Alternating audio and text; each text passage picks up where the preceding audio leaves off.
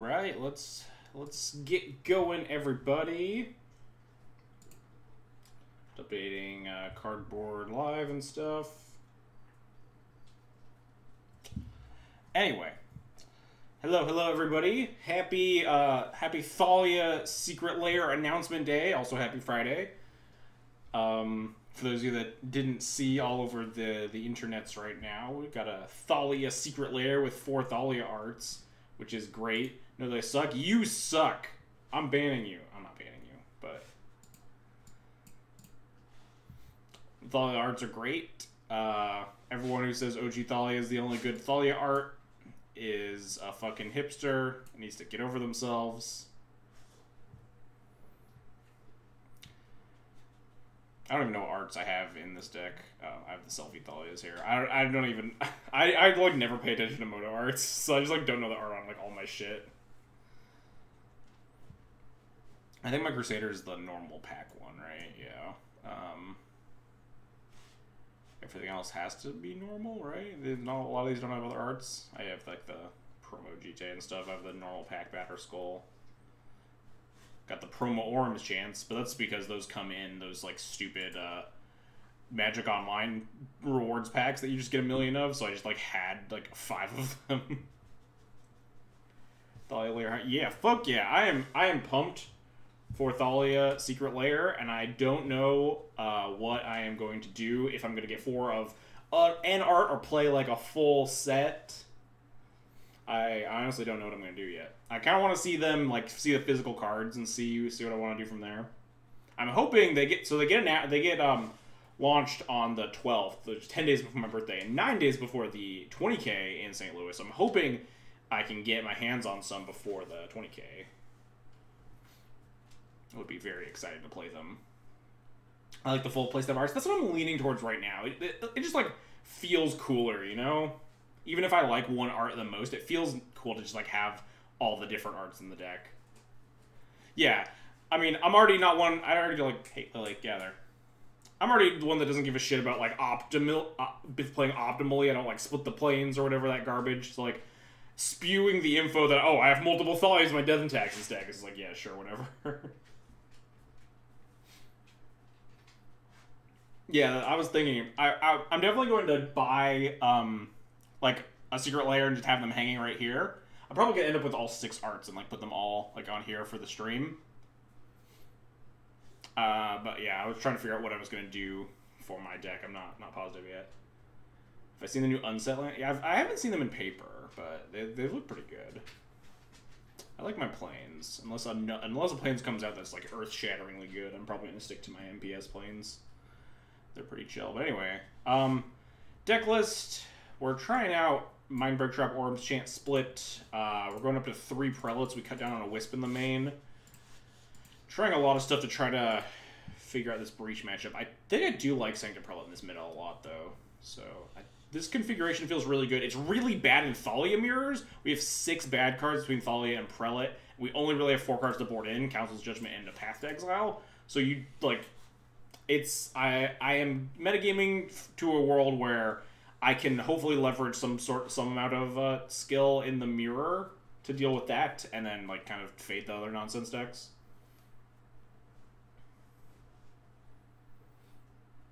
Has Breach jacked up Legacy? Oh yeah, Breach has really messed up Legacy. Breach is like a clear front runner right now. And the decks that can't beat Breach are either, people are either abandoning ship or trying to tweak their deck to beat Breach. I am in the latter camp.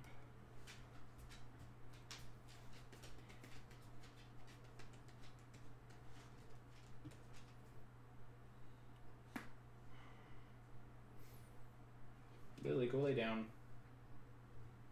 I don't know what you want from me. I already gave you your treat. You got toys? And you're locked in a room with me for 2.5 hours.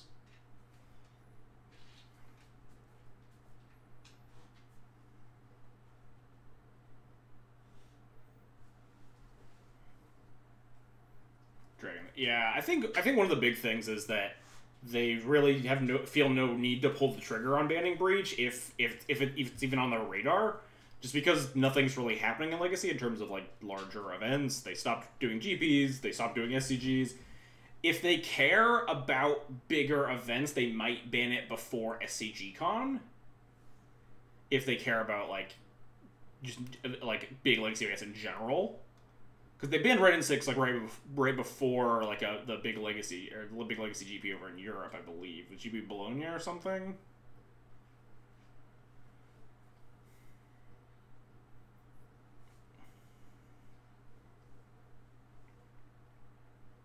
So I don't have high hopes that they're gonna, like, shoot down Breach anytime soon.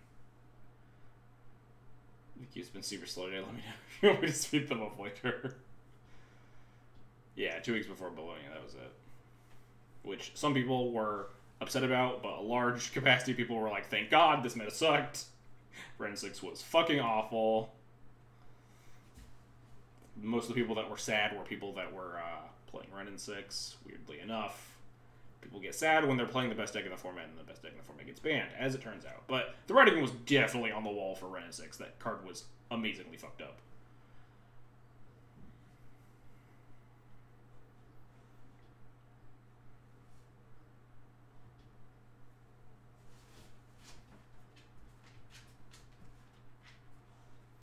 Alright.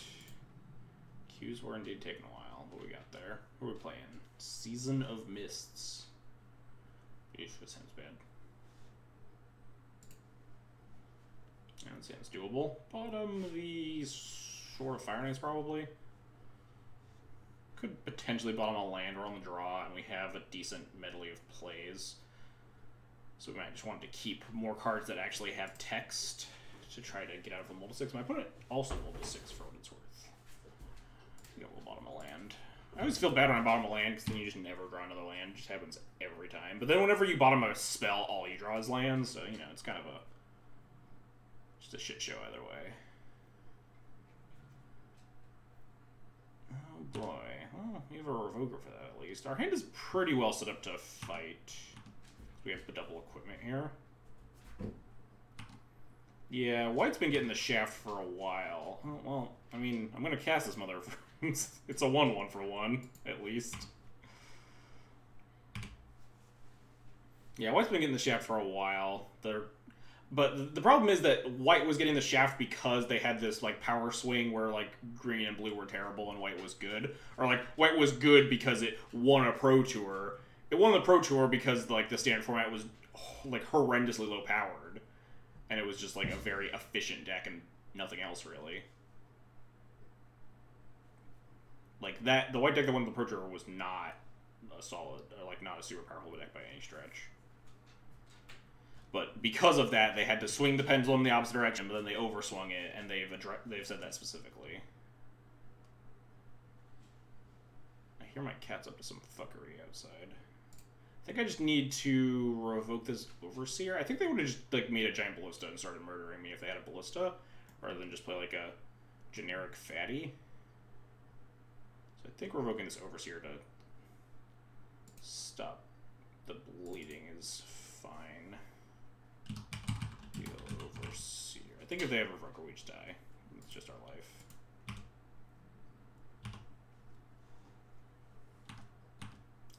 One day we'll get more than yeah, one day we'll get like a Rest in Peace Bear, or Grafiteer's Cage Bear, or a Reclamation Sage, or something, you know. We can hope. Yeah, that's fine, whatever. Protects the Stone Coil from plows. Am I supposed to trade off this Overseer if they attack with it? I don't think so. Although, what am I doing after that? They have 2 cards in hand. Other than having a second Overseer not super high, and we're going to get equipment online soon. They were going to need Batterskull, though, to erase this Stone Coil Serpent, rather than Jite. So I think we do want to try to stem the bleeding here.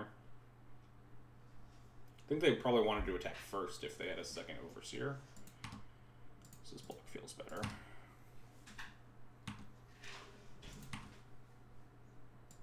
What's up, Needle on Faithless?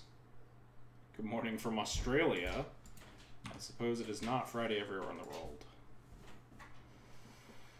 So we can recruit... Actually, can we just recruit her for Wisp and kill this? We can. That's probably better. We go to 10. Maybe I shouldn't have blocked if that was the case. I was a recruiter for Jailer. That feels a little bit more risky. Actually, this is going to be the only spell we cast next turn. Maybe Jailer was better. It's worse if they have like another Stonecoil Serpent, because the thing is trample, and that's spooky. They're just going to like fucking ballista me to death. I'm going to be very sad. This feels like another Walking Ballista. Could be another Stonecoil Serpent. Which I am praying that it is, but it really doesn't feel like it. Are they trying to put a Chalice on 3? They can't because they're Thorn? Amazing. Got him. That's why you probably don't want to cast your Thorn after you put a Chalice on one. Because, like, the Chalice one already locks out all my non-creature spells anyway. Steel Slime making a comeback. I think basically every deck playing Chalice of the Void is making a comeback. Because Chalice of the Void decks are some of the best ways to attack the meta currently. Nope, we gotta cut all our moms first. Well, that's 60. Do I want to play... Cataclysm seems really bad because they're an artifact aggro deck, so they get to keep 2 things to beat me to death with. So, like, sometimes Cataclysm is good because it's like a bad Wrath, but...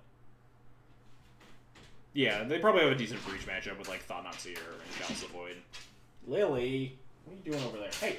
Hey, Lily! What are you doing? Stop that.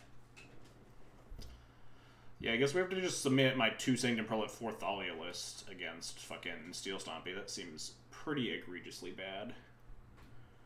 I wonder if Mother of Runes is better than Sanctum Prelate versus Steel Stompy. Probably not. They have like some number of sideboard cards, right? They probably have like Dismembers post-board or some shit. You can put it on 2 to stop their GT that I imagine they like probably also have. I don't know. Both of these cards obviously suck. We're definitely not very well equipped for the Steel Stompy matchup, but I also think the Steel Stompy matchup is pretty good.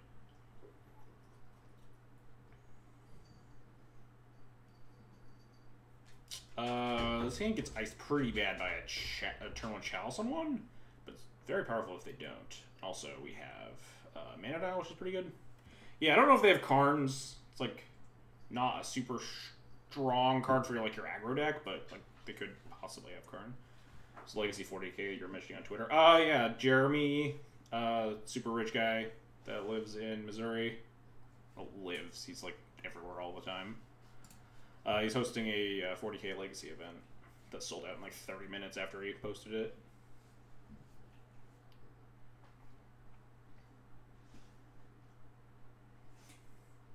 Don't Chalice me, please. Uh-oh. Uh-oh. Uh-oh. Uh-oh. Dicks. Alright, well, I'm just gonna wasteland this and hope for the best now, because our hand... Alright, well, this hand could definitely work out.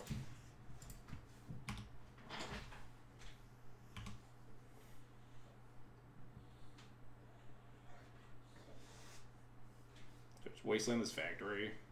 Kind of like don't want to. They have 4 cards left in hand. They could cast a 2-drop, though. If they cast, like, Overseer, it could get a little... We have Revoker. Is there a better land to wasteland, though? Just more soul lands, I guess. I'm just gonna wasteland it. Ever looking at Modern again? Modern looks kind of dog shit right now. I don't know if they're ever actually going to, like, make it a format that I would enjoy at this point. Because it just keeps, like... Oh, well, they banned a card to make the Modern format look better, and then it like still looks really bad.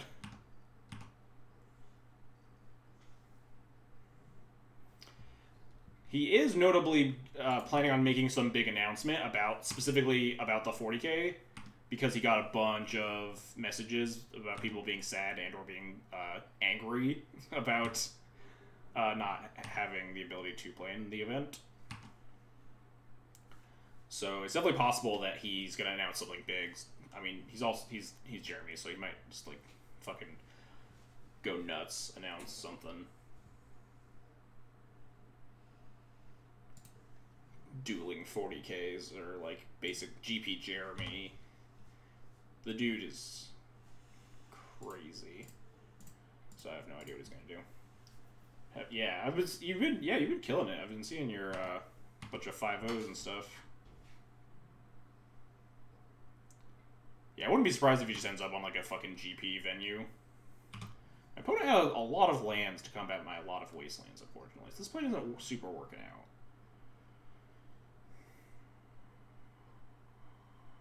Do I put a prelate on a number here?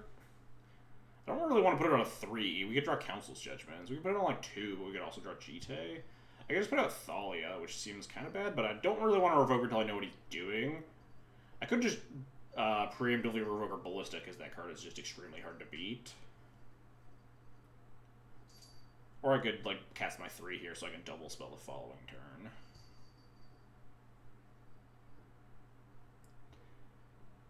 Yeah. I agree. I like that Nerd Rage is starting to pick up a lot of steam as, like, a Midwest circuit. They have, like, 3 Legacy events in the next, like, 4 months or something. Pretty pumped for those. Gonna make it out to as many of those as possible. What number do I even put this fucking Sanctum Prelate on? If I do play it. Which I guess I'm playing, because I would have played the Crux and played Thalia. I think I just want to get this stupid 2-2 out of my hand. I guess we just put it on 3 because of Dismember. They don't have anything else. They could have, like, GTAs, like I talked about. But Dismember is the thing that makes the most sense. 4 could be for, like, side, like Karns or something. Maybe we'll put it on 4. You could have, like, Karn's Sign of Urza is a card I could see out of at least, like, the side part of this deck. Which would be, like, just a very scary card to deal with right here. Yeah, if they're just gonna, like, hit me for 3, it's whatever. I will not block.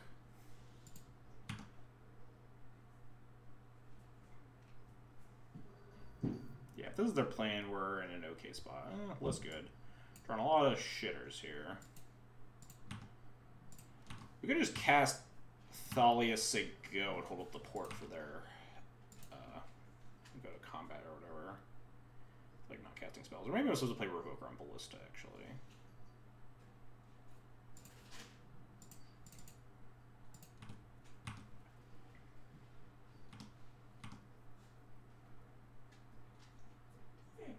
Mox Emerald for winning in Australia, that's dope.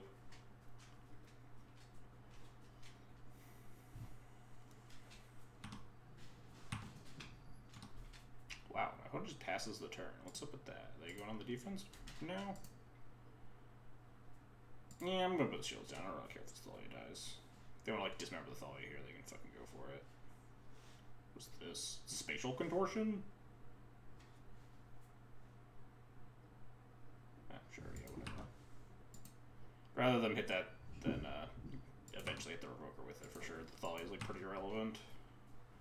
Ooh, that's a good draw, huh? So they can only make this a 2-2, and they trade, which is just very good for me, because we get 2 counters with the GTA. That helps us clear a path for their Revoker.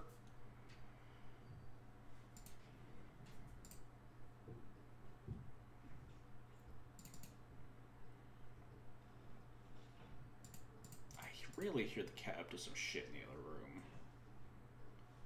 Kind of want to investigate it. Wow, they also have Spatial Contortion. What a jerk. Well, we got Revoker, so it's not the end of the world.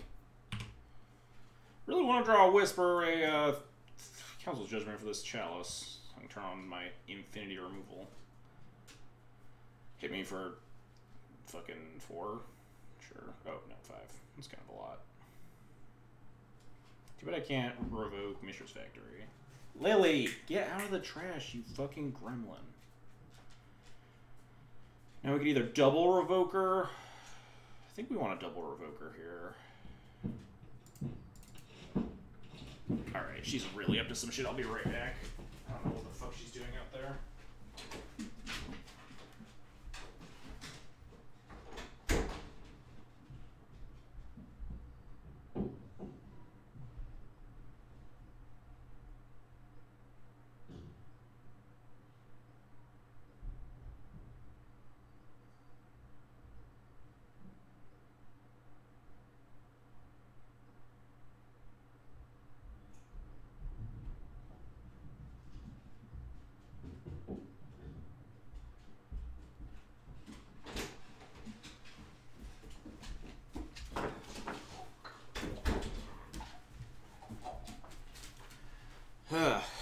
Sorry about that.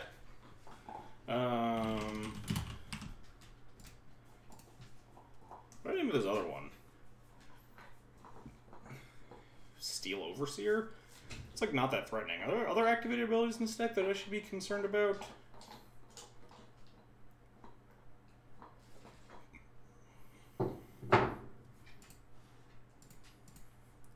Could also name Walking Ballista. Steel Overseer should be handled by the GT. So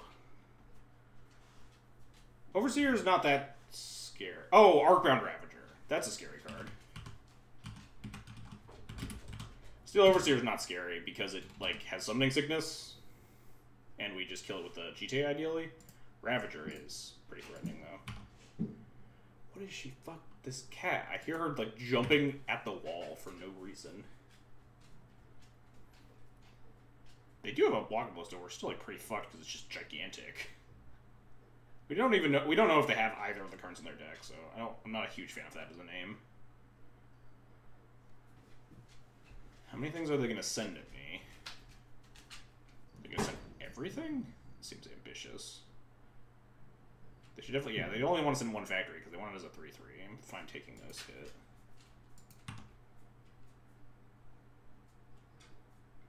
Yeah, sure. Wow. They have a removal spell? Is their plan just to beat my GT? I think I'm going to block with the one on Bull.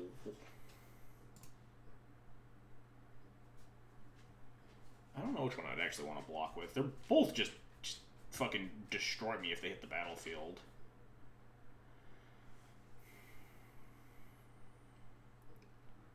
Because we can do equip, attack, equip to the other one, and still hold up port for one of their creature lands. So which one would I want to block with in a pinch if it's going to die? It might not die because I'll have GT counters, but it might die. I think the Ballista is unbeatable, so I think Arcbound is more beatable, so I'd rather block with the Arcbound one.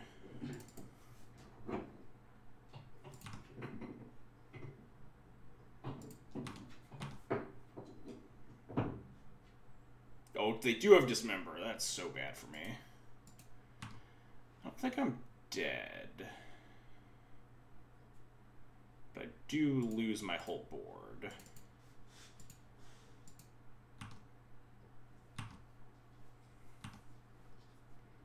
It's good to know in the future that 2 might be just a reasonable prelate name with Warping Wail and Spatial Contortion. It did obviously let me cast my GT into my own prelate, which could have been bad. But we don't always have the one of GT. So they could just plan on hitting me with 2 Nexuses.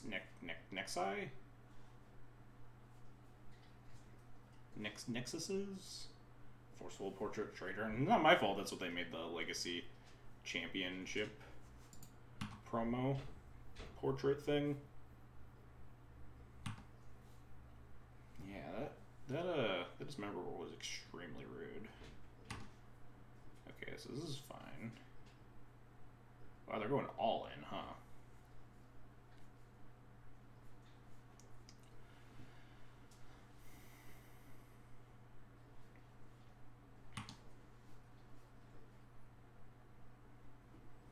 So the problem here is that if I port a factory before they attack, they could pump the other factory to a 3/3. Then if I block it, I have to ping 1 Nexus and the factory I've dealt 2 damage to.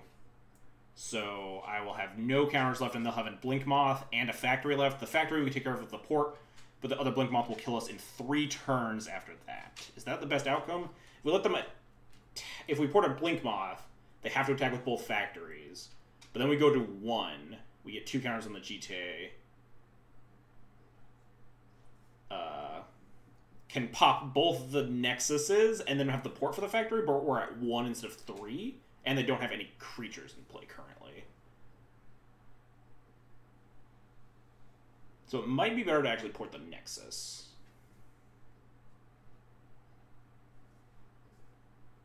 And just go to 1. We're already obviously eating shit to Walking Ballista killing us.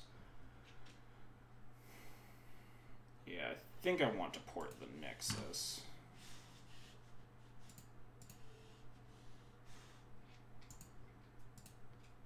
They can't pump the other Nexus without also tapping a factory, which is just really bad for them. Because the thing costs 1 and tap to pump the other one. So now they attack with everything. We block a factory, trade with it, go to 1, and then kill both the Nexuses here.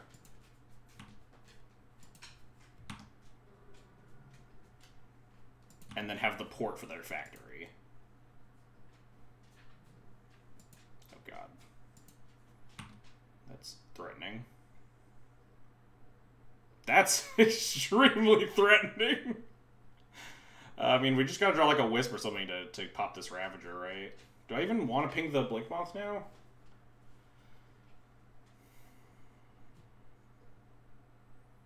We could just let all these things... Oh no, they have a bunch of Citadels to sack the Ravager, never mind. I was thinking they only have the 1 artifact if all these things deanimate.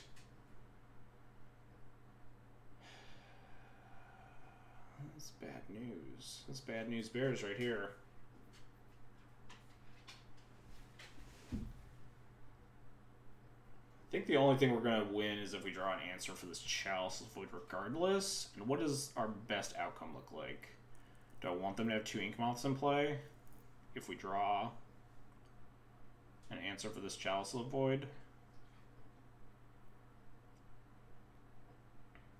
Is there another way we can kill this Ravager in a relevant way? We ping, they sack Citadel, we ping, they sack Citadel, and so they never even need to sack the Chalice to turn on our plows. So that's not useful.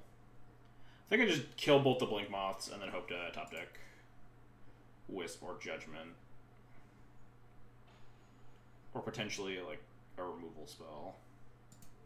Like a Palace Jailer or something, yeah.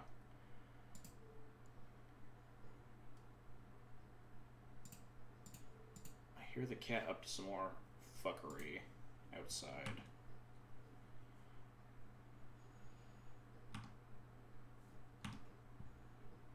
Oh, another 1-drop. Not gonna do it. Alright, we're sideboarding the same, I think, so I'm gonna go deal with this fucking cat again. Jesus. What is her result? I'm gonna lock her up, put her in cat jail. Hey, Lily, come on. Oh, you wanna come outside?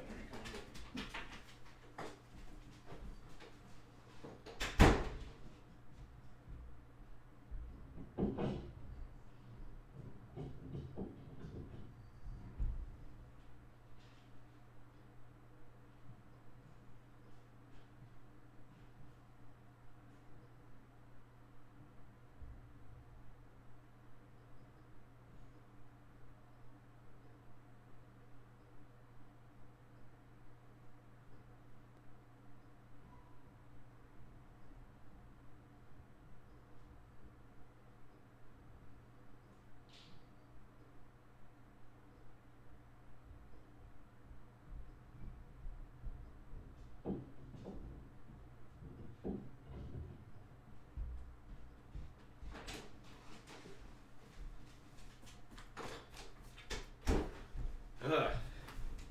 Dog is up to some shit outside. I don't know why. She's being such a pest. Anyway. Seems a little awkward. Kind of in for the, Flickerwitch Judgment are both very powerful cards, as is GTA. I'm kind of in for this hand, honestly. Hey, the world hates Paul. Folly hype indeed. I'm very excited for those promos. I think we'll just leave with planes.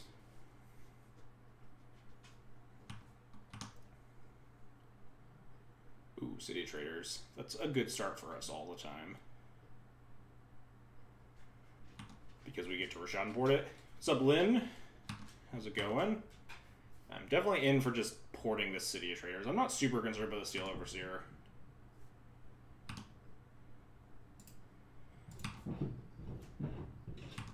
Oh my god, this cat is killing me. I don't know what her deal is. She's just going apeshit outside.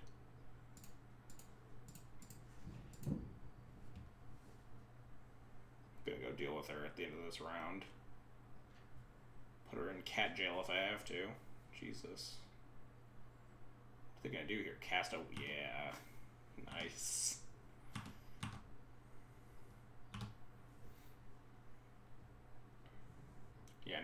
wasteland for this city. Or, I mean, Ancient Tomb.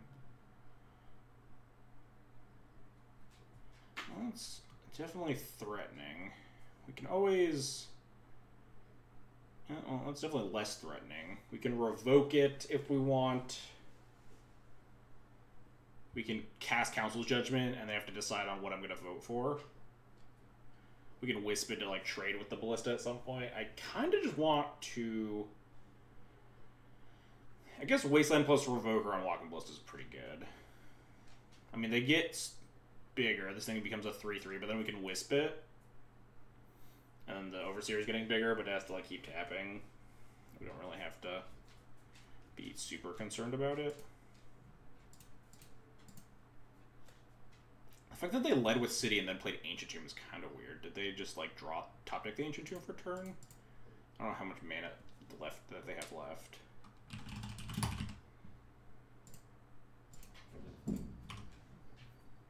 You have to be wary that any land plus the Scion can kill my Revoker with another Warping Whale or something, and so can, like, just the Scion Dismember.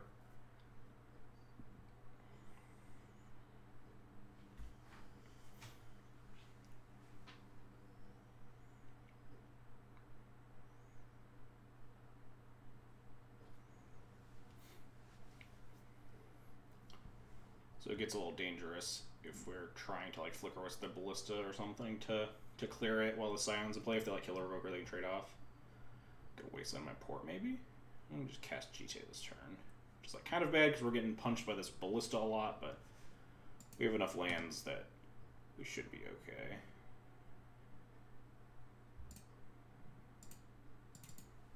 Well, I'm absolutely not blocking, so I might as well attack.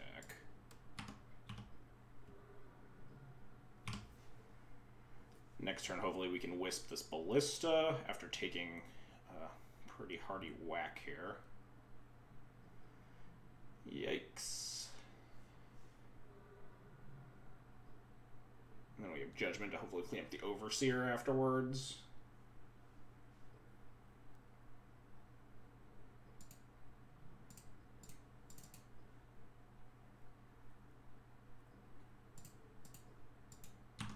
Now they could kill the Revoker here, which is, like, equipping is really bad because if they have another removal spell here. Now they get to also trade with the Wisp, but not the worst thing in the world. They do get to shoot me in the face for 3, which is definitely not great. We get to Council Judgment this Overseer next turn. But especially if they attack me for 5, we get down to 3. So if they have a follow-up here off of their City of Traders, we could be in pretty big trouble.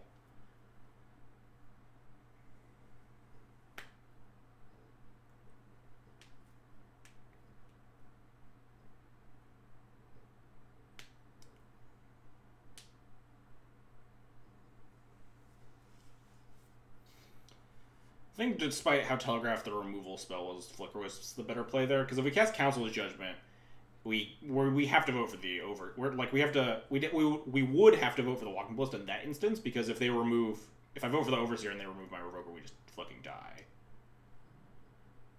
Ooh, it looks like they might not attack this turn with their Overseer. Just gonna animate the factory. Oh no, they are gonna attack? Okay, no, yeah, they just want to get me dead, which makes sense. This is setting up for lethal next turn. I think we might just be dead. If we could draw a Plow. Does double Stoneforge keep us alive? We're at 3. We have to go to 2 to cast double Stoneforge. So we would have to block and block. We take 2 and die. It does not. Cast Council's Judgment on this. We are not dead unless they have... no, we are dead, because the Scion can sack to the factory and attack me for 3 that way. Yeah, I think we are just dead. Canopy doesn't draw us in anything, because we only have 2 mana post Canopy. This is a beating.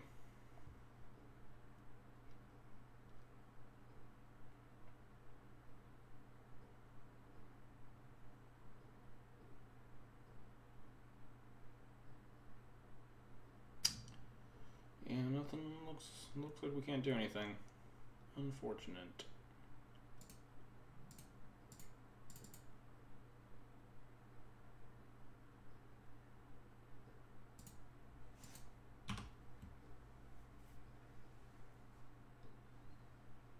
hoping they would get greedy and not attack there and like animate the factory. Oh wow, they had a ton of lands for a turn 1 city of Trader's Hand. They just like keep like a bunch of cities and then draw the Ancient Tomb that turn, I guess. They might have kept like a double city of Trader's Hand or something.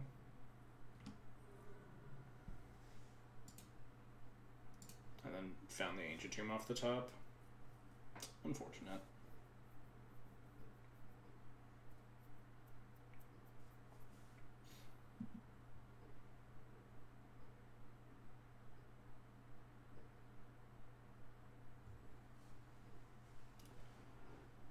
Got pretty roasted by the Chalice guessing game as well. It's really awkward because like Chalice can line up extremely poorly with some hands and extremely well versus others, and then our first hand was very bad against Chalice, and our second hand was very good against Chalice, and then they had Chalice, then didn't. Which just didn't really break in our favor.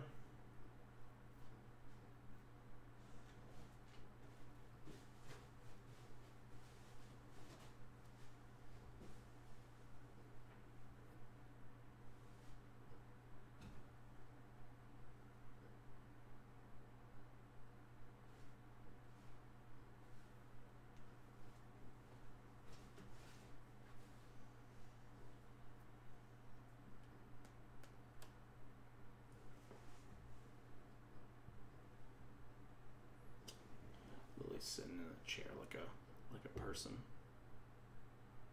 Oh, I forgot to deal with the cat, but it sounds like she might have calmed down. I say that and have immediately jinxed myself to her assaulting the walls of my house soon.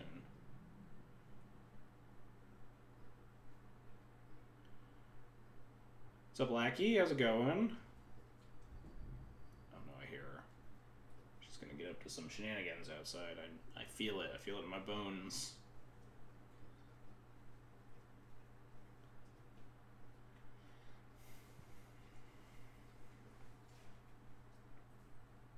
Yeah, for sure. This hand sucks. This hand is certainly better. Kind of want double white. We have Vials, double white's less important. Like Wasteland and Factory. We'll be fine. This Vial will definitely resolve. And or we won't draw any of our double white spells. He was greedy. Bauble. Well. Wow, I just realized how destroyed we get by Chalice the Void with this hand. So this is the Bug Karn deck from the looks of things right now. Oh no, it's a Painter variant. Neat. Wow, this is a lot of shit to do on turn 1. Christ. Let me take some game actions, opponent.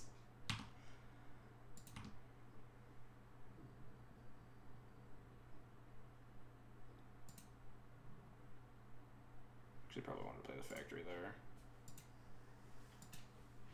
But I don't think it matters. I'm like 90% sure I'm not attacking next turn, because I'd rather leave up Plow, very likely.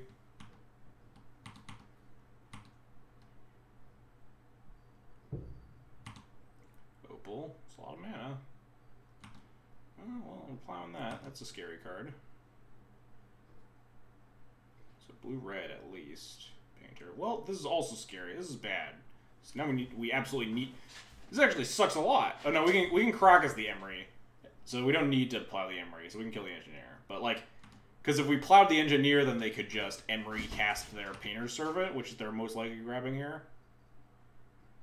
Yeah, but if we plowed the, yeah, it just doesn't work. But we can Crocus the Emery at least, so we're not dead. Fortunately. They get to keep like milling with the Emery, but at least it'll like never be not something sick. But it will make like their future Engineers or Welders a lot better. But their future Engineers and Welders already kill me, so kill that. Glad I didn't lead with Factory here. Didn't think about this specific instance. That back in your hand, because I don't want to deal with this Painter.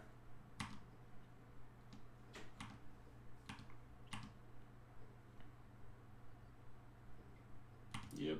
Opponent's gonna mill a lot. Fuck. Can't beat these cards. That's bad news. That is very bad news. We want to draw a Revoker or another Plow are some of the only things that actually get us out of this pickle. Recruiter doesn't even do it because it's just too, like, it would leave them with the Emery in play. I guess Recruiter would do it because we could Remorseful Cleric them at least.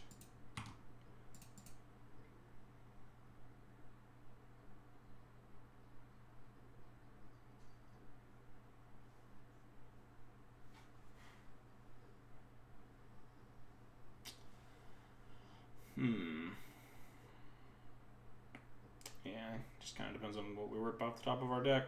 I have no idea what the opponent's decking on. They have one card in hand and a Lotus Petal. Can't imagine there are a lot of game actions they can take here.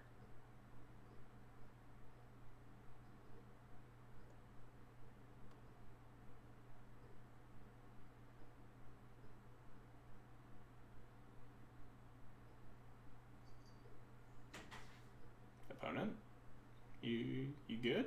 You good, opponent?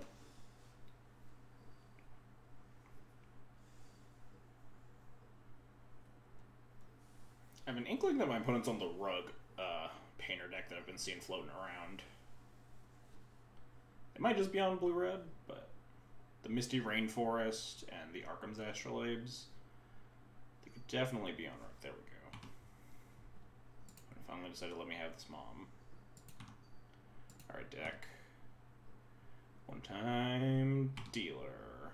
That's a horrendous draw. So, Engineer costs 1 mana.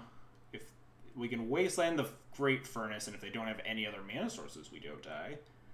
That's not a super good plan, but it is the only plan that I currently have.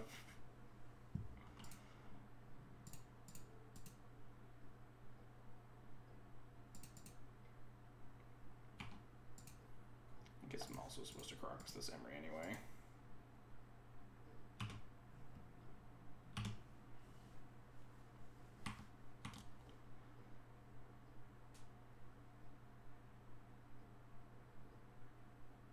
Yeah, they have any mana source, we just die. And I guess by mana source I do mean land, because Petals and Opals are neutral into the Thalia right now, so we're not dead. Nice. We're not dead this turn. Fortunately, they can also just weld in their LED and for sure kill me next turn, so we only get one more draw step again. Take this up to 3 in case we find a Recruiter, makes it a lot better. Dix.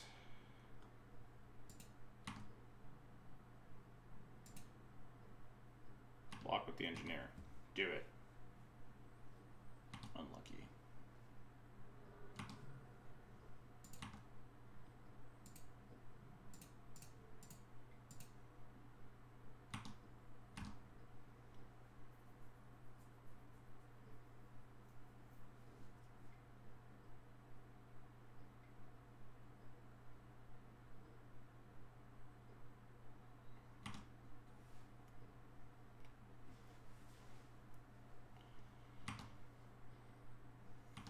Now they can just weld their Opal for LED and LED me.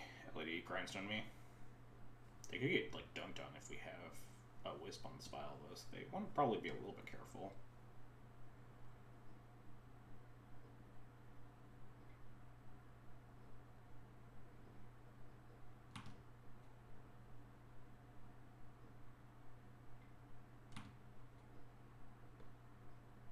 Cast the Emery here.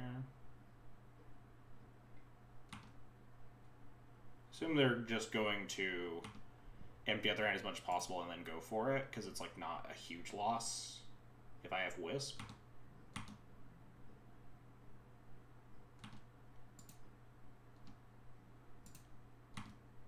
Fortunately, we can't really stop them, no matter what we draw here. Yeah, Prelate not gonna do it, unfortunately.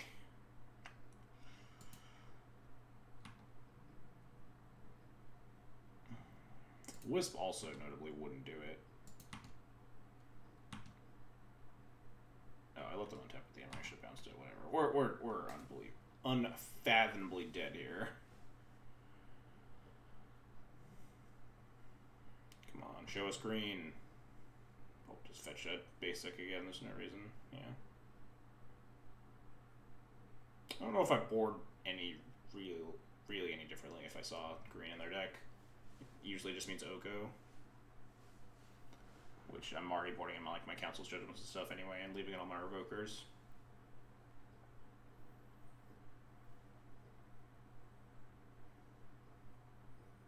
I think they could just go for it twice here. Maybe not. Oh, they're just casting slow spell. I think they could crack LED Grindstone me, and then weld out the Grindstone, and then cast the Grindstone. Yeah. Weld out the Grindstone for the LED again, and then cast the Grindstone with the Emery, and still have enough to Grindstone me again if I had Wisp, I think, but I'm not positive.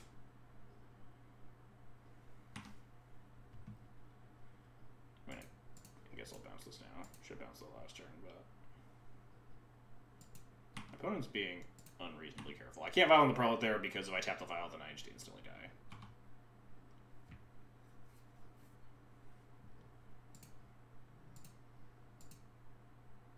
I guess I could just be pro-bluing my Thalia and attacking them. It's like not the worst thing in the world.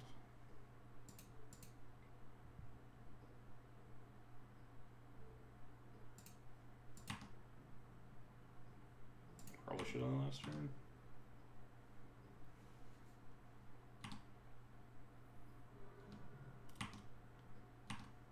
Are you gonna try to kill me yet?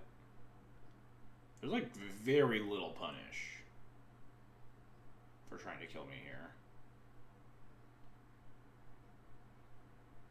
Sure. Nope. Alright. Cast your Emery again. Let me see more of your deck. Oh, they do have a Tropical Island. I didn't notice that. Important to note. They are on the rug version. Nope. Just gonna Emery again. Second painter. Alright, now they can go for it.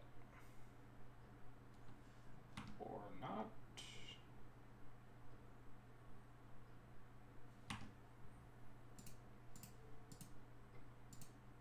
I have no idea what they're waiting for.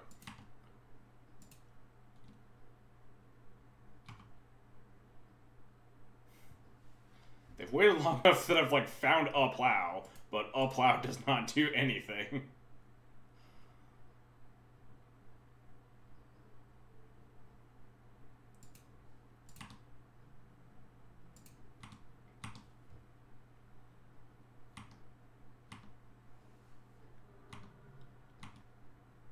What on earth are they waiting for?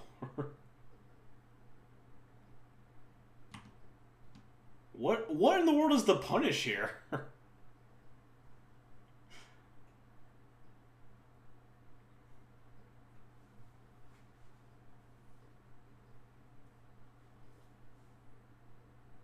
Just tap 3 mana. They don't even need to crack the LED now. Just tap 3 mana and activate the Grindstone targeting me.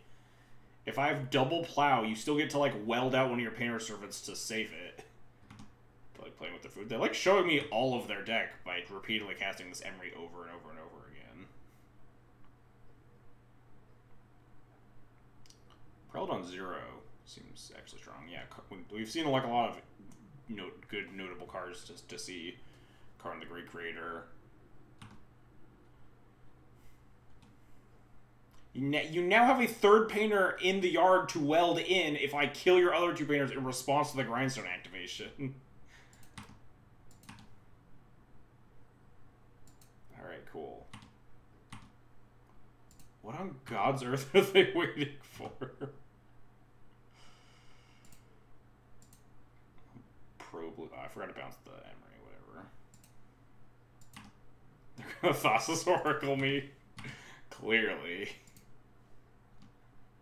I want to keep bouncing this Emery so they keep showing me more cards in their deck. Yeah, you can have this back. Now I don't have double plow up. What a punt. Now they'll go for it. Because double plow plus Flicker Wisp. I don't know. I'm so confused. There, thank fucking Christ. They took so long. I was dead 5 turns ago. Anyway. So now we've seen a lot of their deck, so we get to actually make some pretty well-informed sideboard calls here. Rest in Peace seems good against a pile of Welders and Emery. More removal is pretty good. Council Judgment's great. Prelate seems maybe okay. You can put Prelate on 4 to beat Karn Great Creator. They have a ton of zeros. Obviously, they play out the zeros early. But if they have stuff like Emery going, you can shut that off. So it's a possibility that Prelate's good. We might just have to put Prelate on the chopping block, though. In Cataclysm, I've had decent results with versus the Painter decks, because they like hitting a lot of land drops in this matchup. I think our Thalios are very bad. I think our Sword of Fire and Ice is also bad. Sword of Fire and Ice, generally you just want to cut versus decks that have Painter Servant in them, for obvious reasons.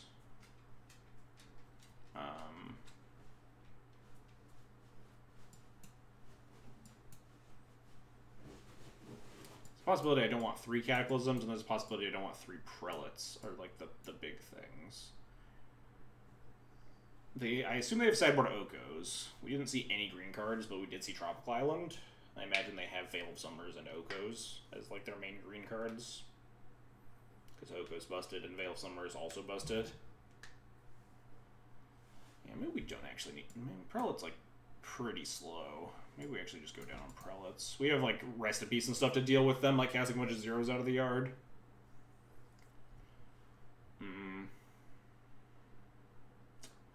Probably go down on Stoneforge as well.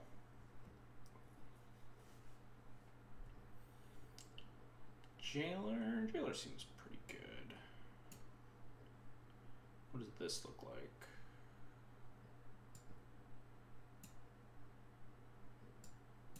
Something like this. This looks okay. This feels a little bit soft to Oko, but we have triple Revoker, triple Council Judgment, double Cataclysm, I guess, to answer scary Oko boards. Do I just keep this and just jam my Cataclysm on turn 4? It's not unreasonable. I like against these like slower decks that try to hit a bunch of land drops. I do like just keeping land heavy hands and just cast a Cataclysm and just like Armageddon your opponent.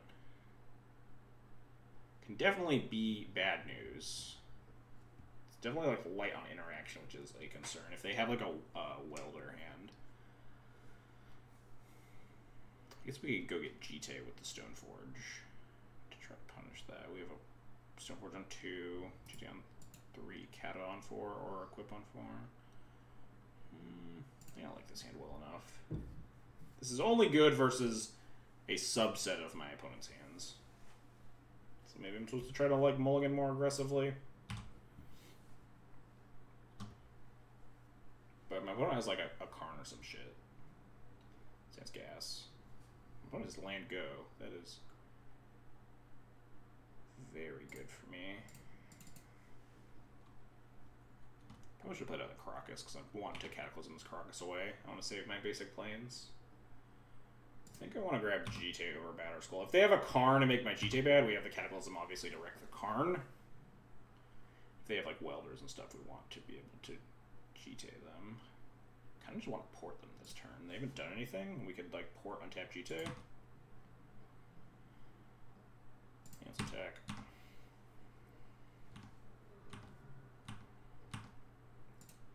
It kept a very slow hand. This Cataclysm probably is not being cast next turn.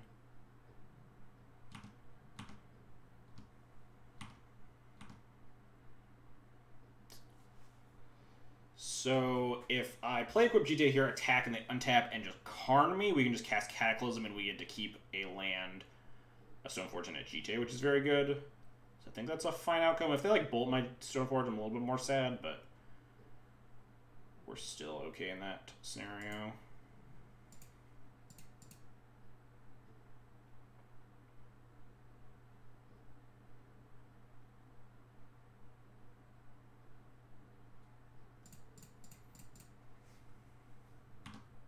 If they have like, yeah, if they have like a bolt or whatever, sure.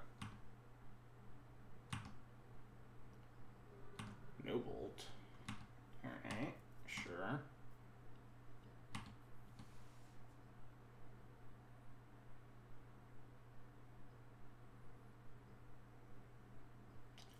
This is all looking good for me.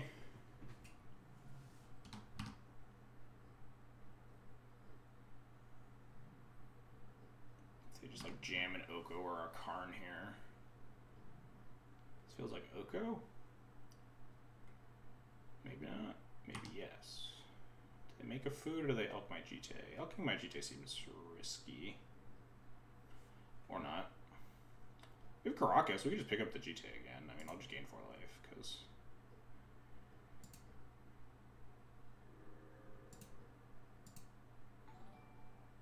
Hey, Arkin, thanks for the huge host. Appreciate it. Hope your stream went well. Greetings to all of Arkin / Legacy Council's viewers. Be a lot better if I had Factory in play here. Path is nice. I don't think I really want or need to cast Cataclysm here.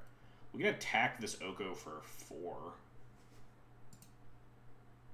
We can attack it for 3 and then have Batter Skull as an option. I think I kind of want to try to set up Cataclysm, though, and not overcommit to the board state.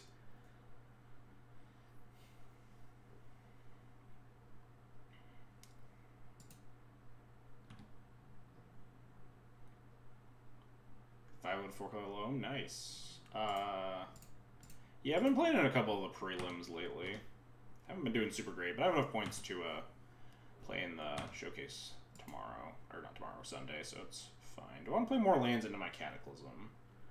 We get to hold up Caracas, Path, and Port. So I don't think I really need to play more lands into the Cataclysm. I think we just say go. We'll tap them off of a color. See where they go from here. It'd be nice to like path a creature. They get to keep an artifact, which is kind of annoying. Mighty Wizbit, thanks for the follow. Yeah. Oh, they're elking the Great Furnace. They keep it. No, now we get to path it. That's great for me.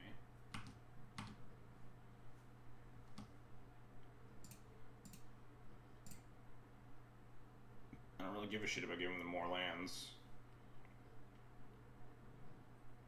They didn't play a land here. They have 6 cards in hand, though. What is happening? What do they even have?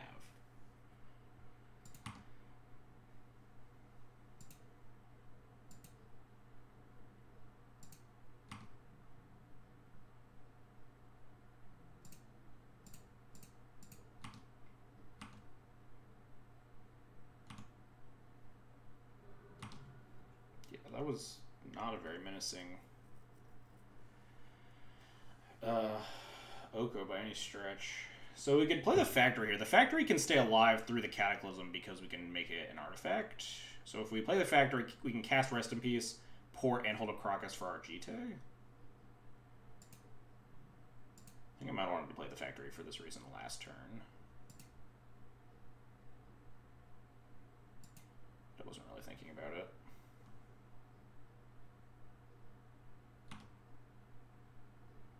A little scared that they are just going to combo me. Just like Painter Grindstone get you. I think I am just going to cast this Cataclysm next turn. We have enough lands to rebuild pretty easily. We get to blow up 4 of their lands. Might even just keep the GT in play. Alright, second Oko. Yeah, we're definitely Cataclysming now.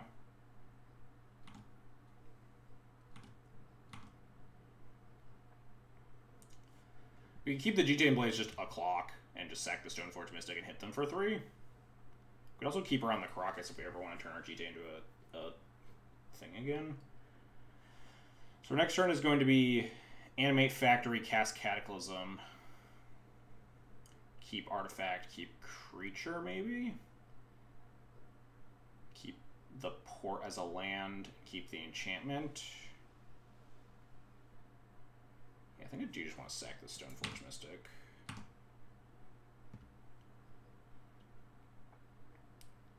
So now, let's...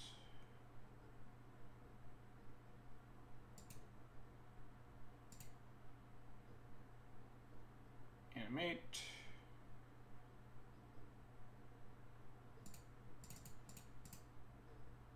Cast Cataclysm.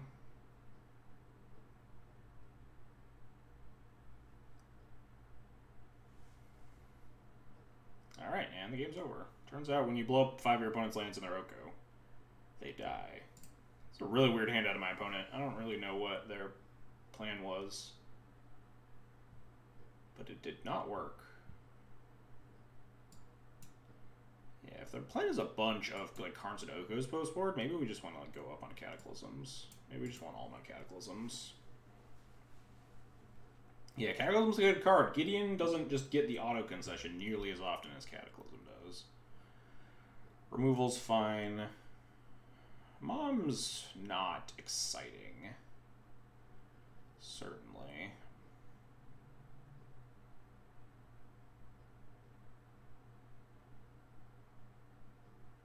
Our Stoneforges are still pretty okay. Jailer I could see come or go. Maybe we just want to like play no prelates. Maybe this is what we want. Prelate's a hard card to like actually get a number on via my opponent. They have Oko, they have Karn, they have like Grindstone, they have a bunch of zeros. I don't even know how much of that they boarded out based on the last game.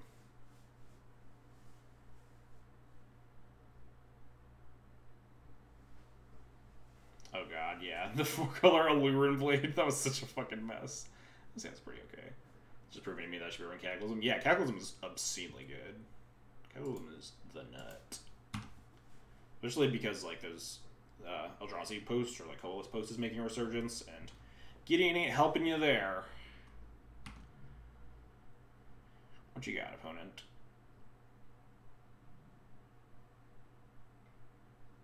Astrolabe, sure. Ooh, that's a good draw. Do other Texas players feel like the best Magic player in the world when you like keep a 7 without Vial on the draw and you just like rip Vial for a turn? God, you just feel like the world's best Magic player. Man, what if my opponent just like Grindstone LED kills me here? I'd be pretty bummed.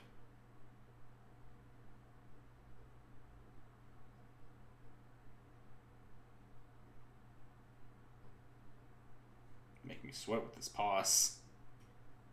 Alright, we're not dead.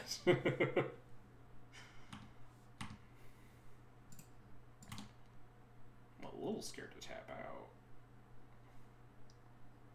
Fuzzie's eat Vial, redraw it immediately. Well, that was a horrible draw. I guess porting this Ancient Tomb feels pretty safe, right? They need literal, like, it would need to be like Soul Land, Petal, or LED plus Grindstone to kill me. And then next turn we get to hold up Plow, hold up Vial for Revoker, and port them. Man, if they had like Ancient Tomb into like turn 2 Oak with me this turn, I would have been so. I would have been really salty. Fucking Snow Covered Island, Astrolabe into like Ancient Tomb, cast an Oko, which would have been the worst feeling ever. This port is a little bit scary. I'm a little concerned about a blast out of my opponent. I think I'm gonna port here. I think port is the best for me to continue setting up here. If I like play Revoker on Grindstone or something, they just like Karn me, or they just blast the Revoker and then murder me.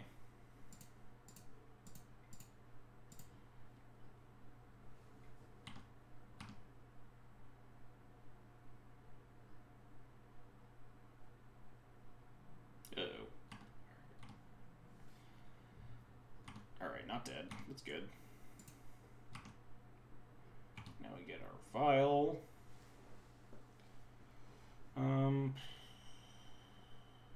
We got a Recruiter online soon, which is nice. So now, do I care about having Factory in play? I kind of do. Factory doesn't attack into this Painter Servant well, but we might be able to plow it and like pressure our Planeswalker. So we just port with the Factory here.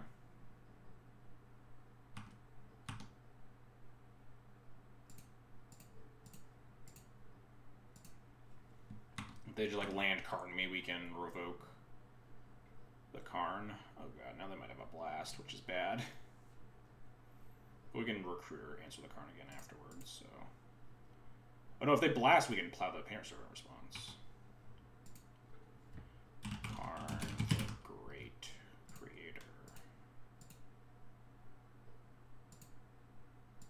We start porting Island next turn. No, they have an Arkham's Astrolabe in play. Colorless is any color. I guess it cuts them off of dual colored spells, though, so that might actually be notable. Plow's bait. No, if they... I want them to blast my Revoker here, because then they just get blown the fuck out. Yeah. Come on. Blast it. What's the worst that could happen, opponent? Blast away! Coward.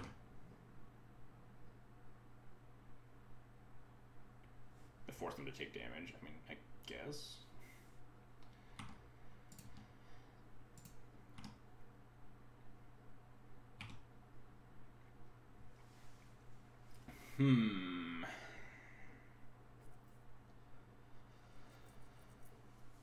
So our Vial being off really sucks, because we have Recruiter and we can't really do anything super mana efficient with it. Painter Servant being a 1/3 sucks ass as always, because Dumb Taxes just never gets to attack into a Painter Servant. It's just an absolute joke. Am I just gonna Caracas say go? It feels really shitty. We get Caracas, just cast Recruiter and still hold up Plow. That might not be unreasonable. Porting seems kind of like a fool's errand in the face of my opponent's triple Ancient Tomb. What am I recruiting for? Another Revoker just in case? A Palace Jailer for the Painter Servant? Yeah, Jailer doesn't sound too bad here. I do like the Recruiter line. We have a lot of pressure on board for a Planeswalker if we can get, like, some number of creatures off the board. It's like Plow plus...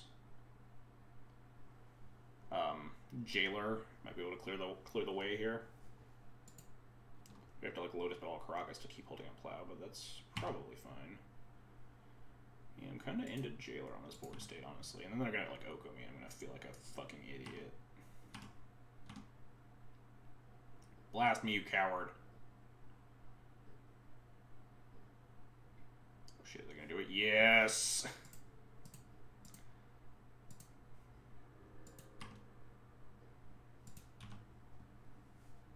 Now they're going to untap and then play another Servant and Grindstone and kill me. I'm going to be really bummed, but...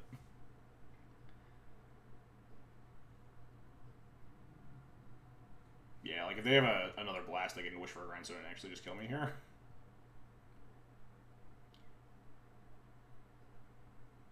Not dead! Not dead!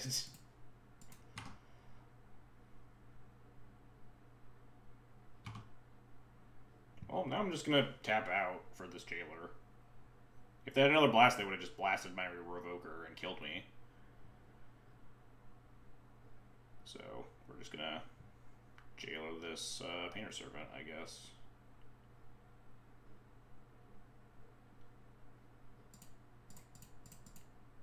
They, like, just slammed this with such fervor. Nope, nothing. Oh. Do they have a blast? Green. Oh, Veil?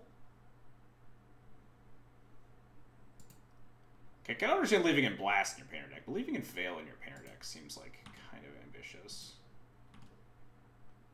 Versus Dumb Taxes, obviously.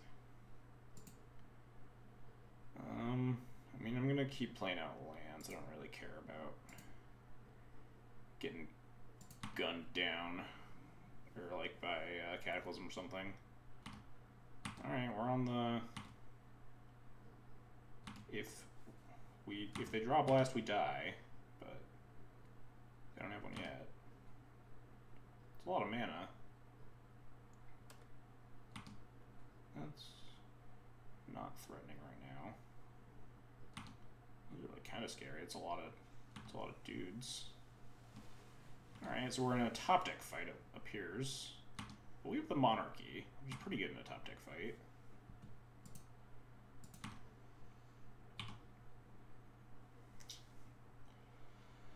Guess we just slam Batterskull so we can actually start attacking. These welders don't... I guess they actually, no, they can start welding their Astrolabe, which is pretty bad for me. But I can't stop them from welding the Astrolabe, so... I could be like triple porting them, but they still have a lot of mana even if I port them a bunch. So yeah, I guess we just leave up a white mana.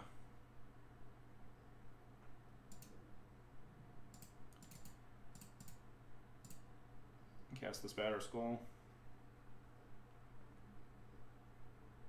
Because they can crack Petal, weld out Astrolabe, weld in Petal, weld out Petal, weld in Astrolabe to draw an extra card. That's like only one card per turn. And we're also drawing an extra card per turn. Dang. Painter Batter Skull turn looks cool. I don't think there's a point in playing this Vial. I think I would much rather hit a Plow on my end step.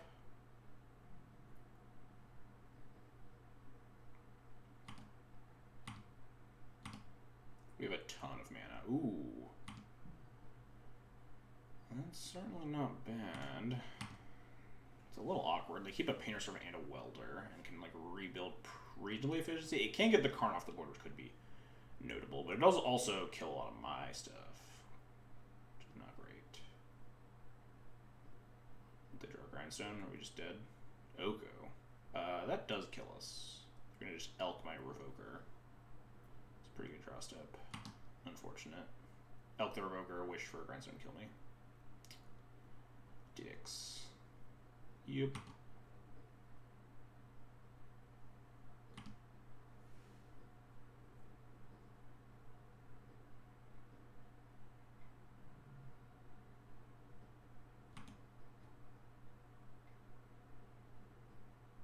They have double welders, so they can beat a Plow too. Yeah, that sucks. Didn't even need to draw the extra card, huh? Just had it. Cataclysm was just a little bit too far away. Dang. Painter matchup is always like just a really weird one. Did not feel comfortable with that Karn in play for that long. Our board state was very fragile. We're leaning on that. The Rogue was the only thing keeping back the floodgates. We're one turn away from finding the Cataclysm to deal with it, though.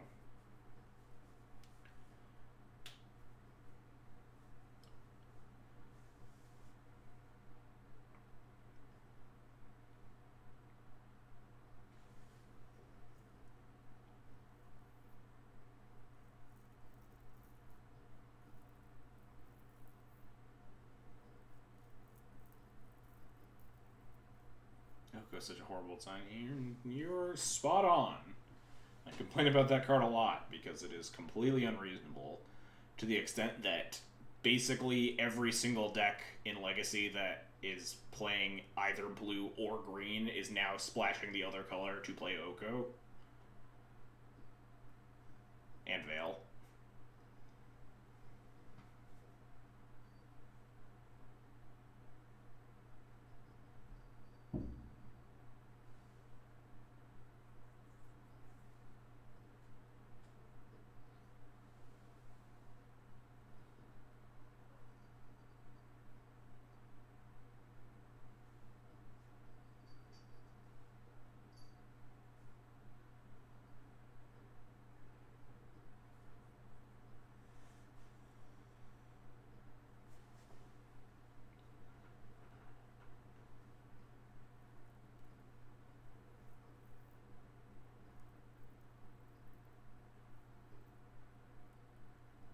Leagues have been taking a long time, huh? I don't know what it is about today, but these the queue times have been pretty slow. Been getting dunked on by some artifact nonsense. Steel Stompy and Rug Painter. Alright. And it is pretty good. I'm in. I also think my opponent's a Delver player. I didn't recognize the name. They were also in the playoff event. Or not the playoff, the Legacy Championship event. Yeah, absolutely. Like, Oko is my #1 card to just erase from Magic's existence. Give it the attack symbol treatment. Ban it in all formats, restricted in Vintage. I don't even care that it's like not that good in Vintage. Just, I want to see that card as little as possible for the rest of my life. I'm absolutely on board. That card is just obscene.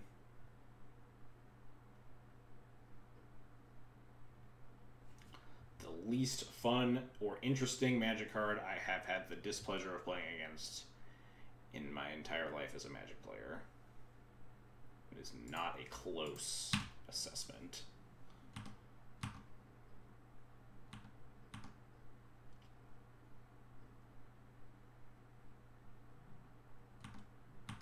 Strand go. Alright, well. Maybe we're just gonna jam Thalia.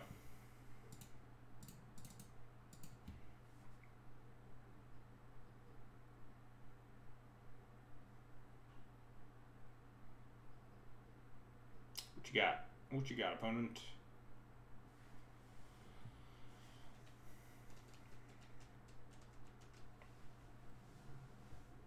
With bug control, I still wanted to get banned. Yes.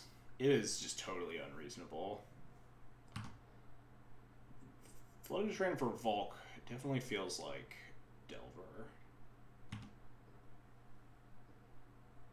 Not a lot of decks want to actively fetch a duel into a Thalia.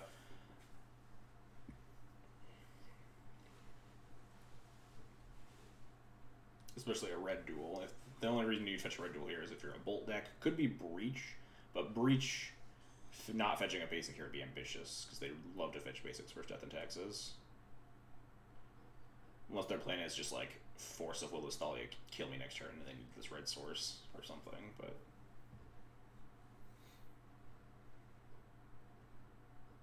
Yeah, when your opponent, like, casts Jace, and you're like, oh, thank God this isn't an Oko, it's just insane.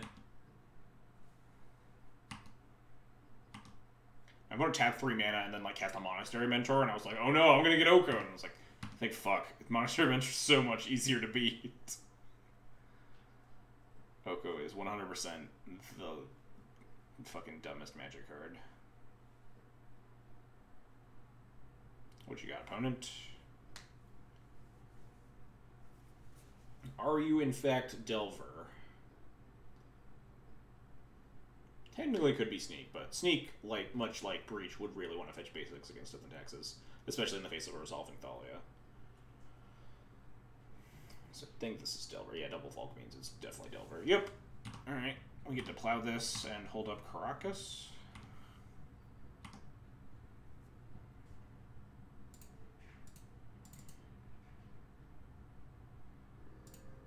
Doesn't really matter the order there, because they can't cast Taser or Force, because there's Thalia in play. Maybe you want Ren 6 unbanned. I have had more fun playing in the Ren 6 meta than like playing against Oko decks. Absolutely.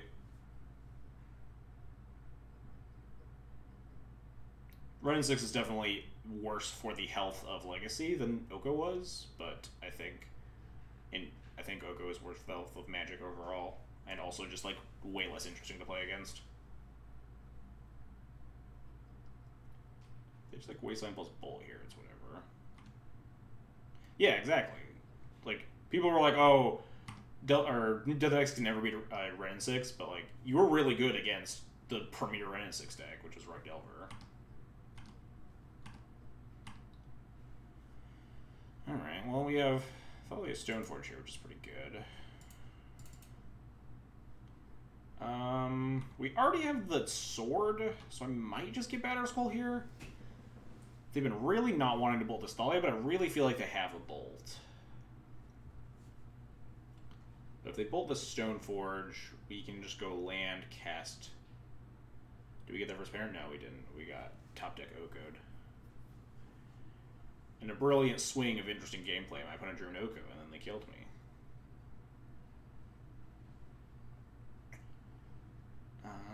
GTA is just really busted, though.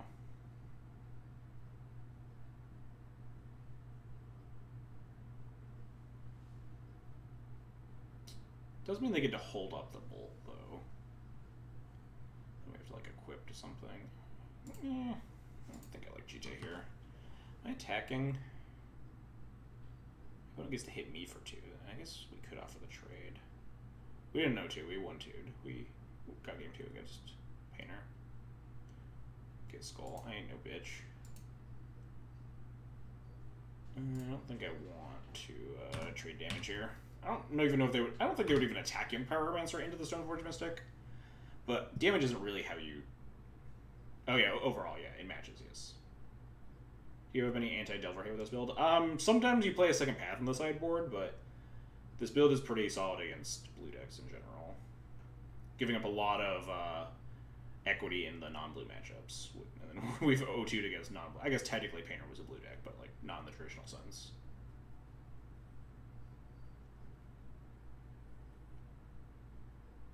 I also didn't really give up a lot of equity against the decks that we played against. We just like playing against some like random legacy decks today.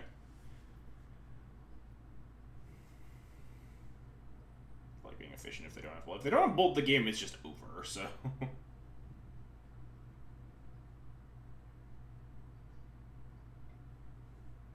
I mean, if they select Tien and we have Sword of Fire Knights, then they also lose the game. Wow, just casting the bolt right now. Do they have like a counterspell?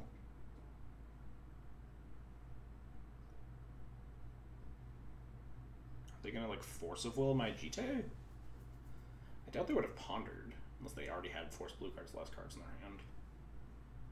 I mean, definitely just like fucking windmill. Actually,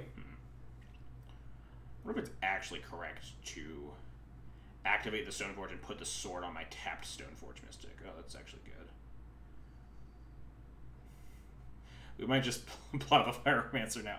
I'm a little concerned that the Stoneforge might die though. Maybe we do just. We're playing. It's bad against Brazen Borrower if we do. Oh no, it actually is pro blue, so they would have to bounce the sword in that case. So it's actually not that bad.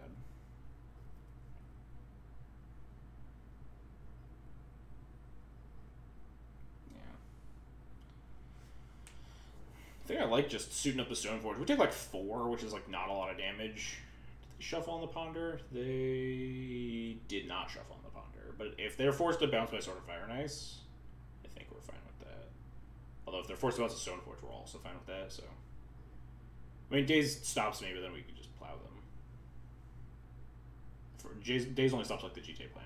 If we cast the Jite, we can still just plow the Pyromancer after. Yeah, just like suiting up the Stoneforge Mystic.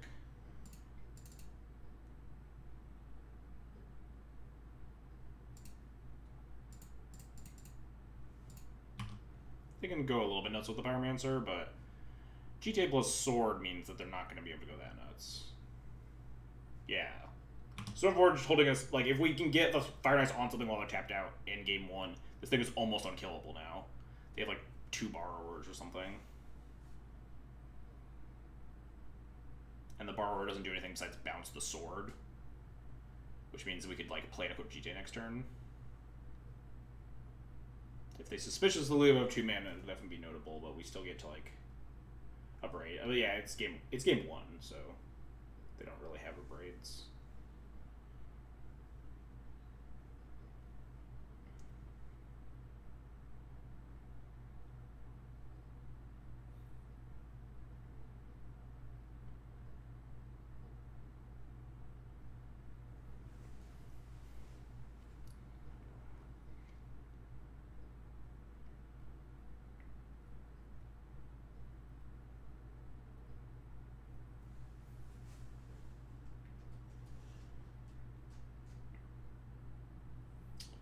Top on that Preordain.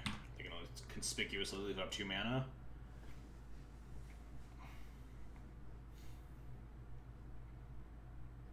Well, 2 mana doesn't do anything because they only left up 1 toughness of blocker, so we can just cast the Jite and equip it to the Stoneforge here. And if they have Borrower, they have to they can only bounce the sword, and then we still get a Jite trigger. It's going pretty good. I mean, they could force the Jite, obviously, but I'm not really playing around that.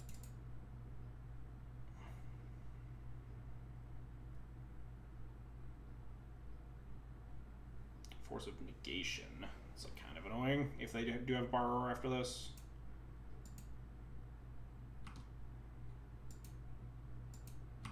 Maybe I was supposed to plow this thing first.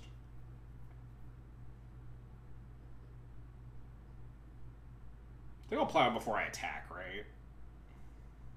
Could be a problem if they have Arcanist, but this really smells like they do have the Brazen Borrower.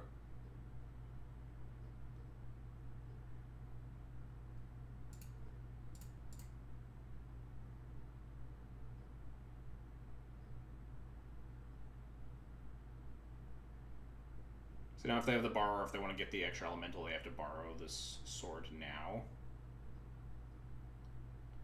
They probably wouldn't, though, because if they have borrower, they definitely want to just bounce my sword and then kill my thing with 2 elementals. Yeah, I don't even know if I can afford to attack. I could port the Volk and then attack. That's really bad if they... It's less bad than if I attack and they do have borrower. If I port and they have borrower, they have to bounce the sword when I'm tapped out, which sucks. All of their play here has really led up to me feeling like they have a Brazen Borrower in hand, though.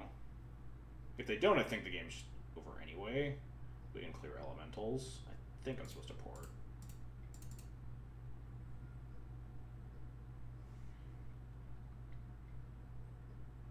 Yeah. That's fine. Now we just don't attack. So we can at least stem elemental bleeding, assuming they don't have bolt.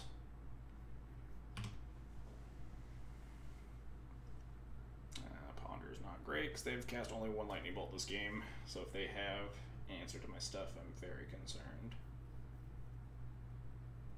Because we don't have any threats after that. It's possible I wanted to lead with the plow and the pyromancer that turn. They might have had 1 less elemental. Because there's like a 0% chance they force of negation the plow because they know I have the sort of fire nice or that they know I have the GTA in hand. We cast the GTA, yeah. We maybe put it in, tap my only creature.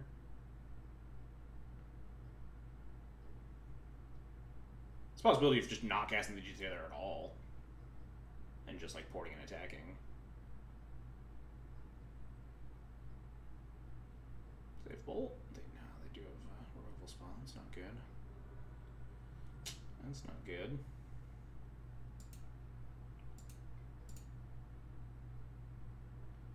That's not good. They have 1 card in hand. I think I'm just gonna fire off this sword. The last card is Daze. Shit. There's a lot of damage. We have a plow for a Brazen Borrower. Never mind, we're dead.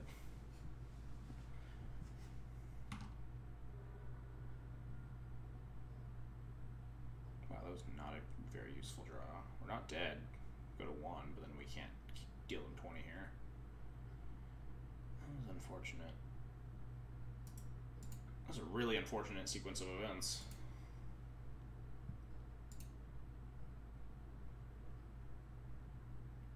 Force of negation plus borrower into ponder for removal spell into true name.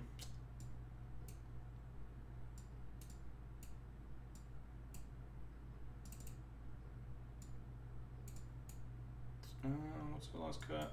A recruiter, maybe the crusader. Crusader's not great. Recruiter's probably better. Having multiple bodies is useful. Usually the games that you lose, you either get overrun by a creature you can't answer, or like sometimes they just like 1-for-1 you to death.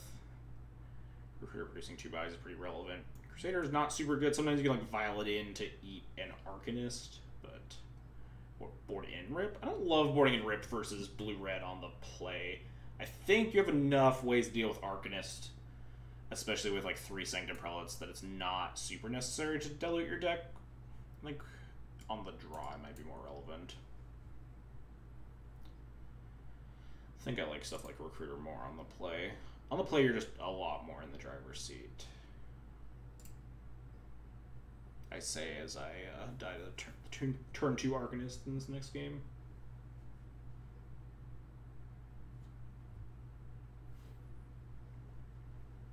But yeah, we have 4 Plows, a Path, 3 Judgments, and 3 Sanctum Prelates.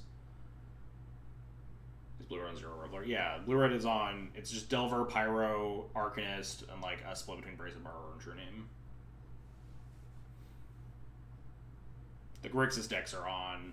Grixis decks have kind of put Reveler back to the wayside as well. The Grixis decks are usually Delver, Arcanist, Pyro, Brazen Borrower, and just like Gurmag's in the True Name slot.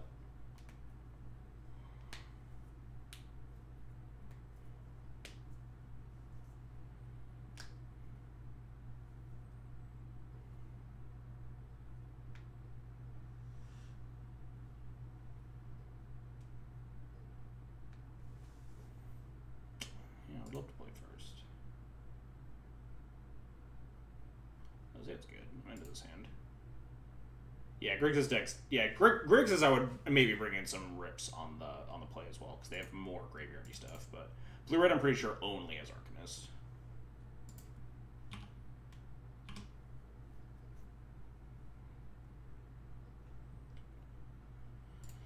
I don't think I'm supposed to cast a 2 here.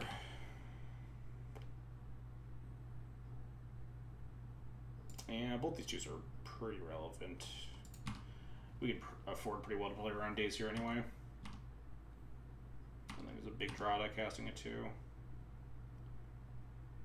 They have Arcanist. We have a Mom at least, which makes their Arcanist a lot harder to actually finagle. Wow, this Mother Runes is super gonna die. I think we're casting our Remorseful Cleric next turn. Yeah, this thing is unbelievably dead. Yeah, I absolutely want them to bolt things. We have a Stoneforge Mystic.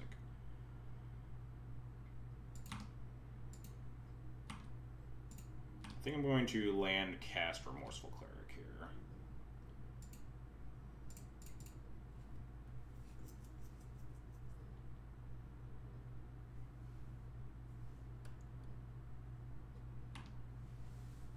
Yeah, this is fine.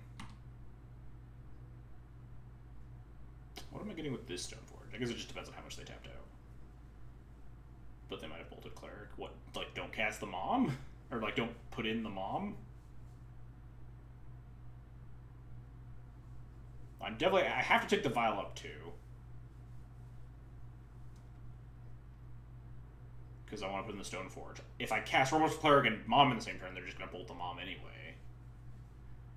And then just walks into a Daze for no reason. Don't really see a world where... Like, there are instances where you don't want to put in your Mom, specifically because you have the Bolt read and there's no reason to, but... This absolutely did not feel like one of those instances. I'm gonna bolt my Cleric too. Kinda into that. We have a Stoneforge Mystic. They never have they always have the Daze. Also, like I just said, it doesn't even play around. It doesn't even play around anything, because I'm casting bolt the creatures, and they get to choose which one they bolt.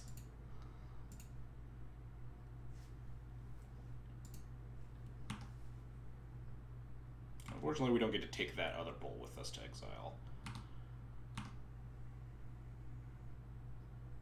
Just cast Arcanist, don't play land and pass the turn, please. Dang. Alright, cast a 3-drop. Alright, well... It's a 3-drop I'm not happy about, but at least it's beatable here. They might have bolted on your end step. What does that do? I have no idea what you're talking about. What does that do? I don't put anything in on the Vial on 1. I untap, take the Vial up to 2, cast the Remorseful Cleric, cast the Mom, say go, and then they get to choose which one of my creatures to bolt. Yeah, I think Skull's still fine here. We have double Flicker Wisp to get more equipment anyway, and Skull means that the True Name at least can't attack me.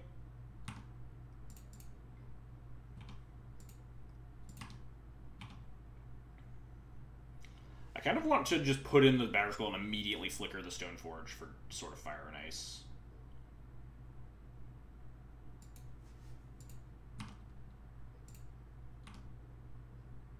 To make sure that the Stoneforge doesn't die. Oh, never mind, that's just way better.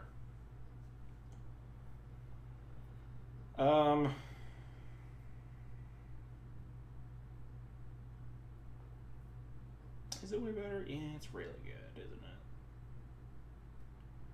Maybe it's not better enough to do here.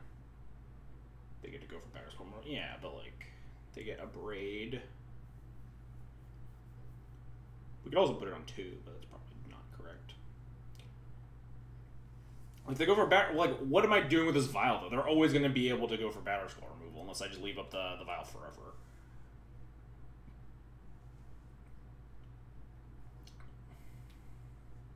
It's only possible I just, like... I mean, I can let them go.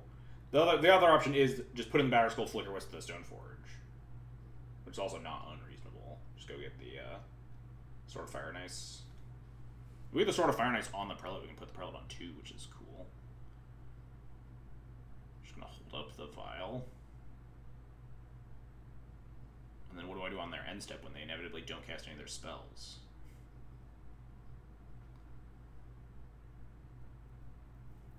I'm gonna like let them cantrip a bunch and then they have 4 cards in. If they shatter my Battle Scroll, how much do I care?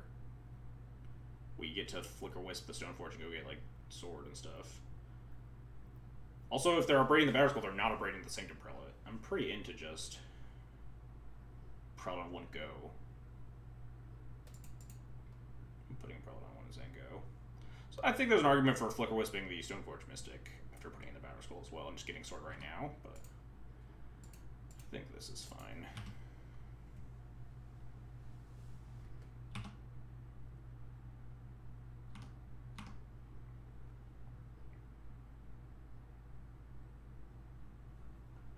It's possible, like, the Flicker Wisp line lets me, like, try to get the Prelate on 2 holding a sword at some point. This Prelate on 2 holding a sword is just lit stone unkillable. Because they can't bounce it or abrade, and then it's got pro red. Wasteland's kind of annoying. I don't care about this mana because we only have a 2-mana thing to do, so it's whatever. Can attack me? Yeah, I figured.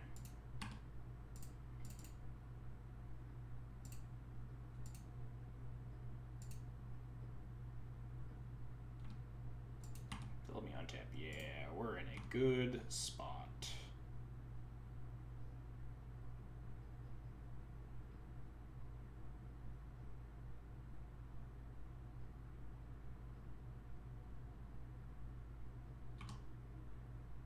We are in a very good spot.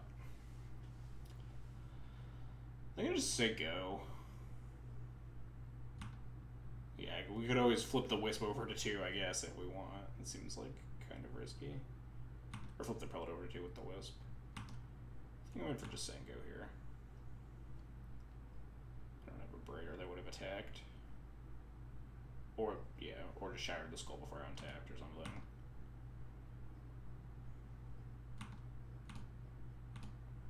Am I just second main flickering my Stoneforge Mystic? I think so. Like if they have the Abrade here, if they have Brazen Borrower on my Stoneforge, that doesn't matter because then we just get a door hand. Yeah. I'm just gonna Flicker Wisp my Stoneforge Mystic here. They could have like Abrade on Prelate plus Bolt the Stoneforge, and then we still have a Flicker Wisp.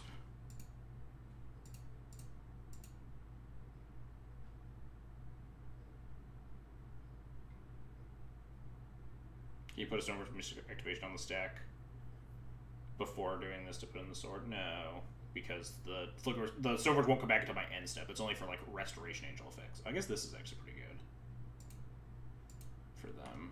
They Petty Theft this and then Bolt the Stoneforge, but then we get our clock into play, which is still fine. They don't even have the Bolt? Oh, they could just be Brainstorming first and then shuffle for the Bolt. Yeah, that makes sense. Never mind. Do nothing? Yeah, maybe doing something was a little bit preemptive, but I feel like pretty far ahead, and I wanted to get some semblance of a board state in play.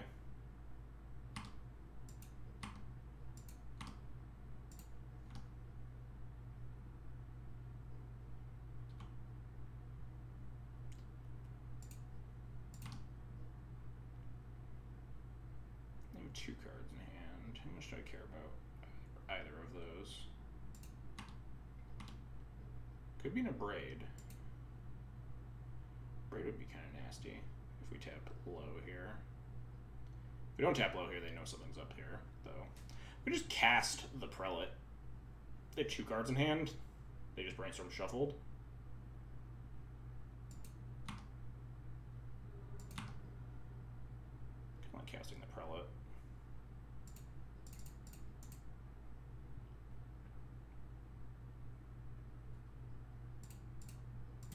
Now we just get to hold up this other Flicker Wisp for the rest of the game, and now we have our flyer in play.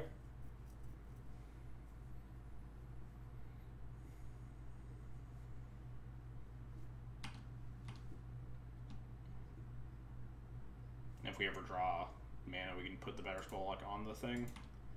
Mobile Slay makes you look dumb again. Yeah, if we draw a 5th land, we just like shoot up the Flicker Wisp and just like punch them in the face a bunch. It's not bad. It lets us just kill... Oh, no, it doesn't. So we Prelate on one.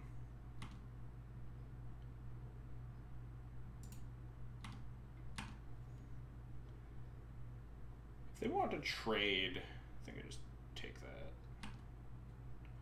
I can't really, like, save it without flickering my Flicker Wisp, which doesn't really do a whole lot. This is fine. I think my draw steps are much better than theirs.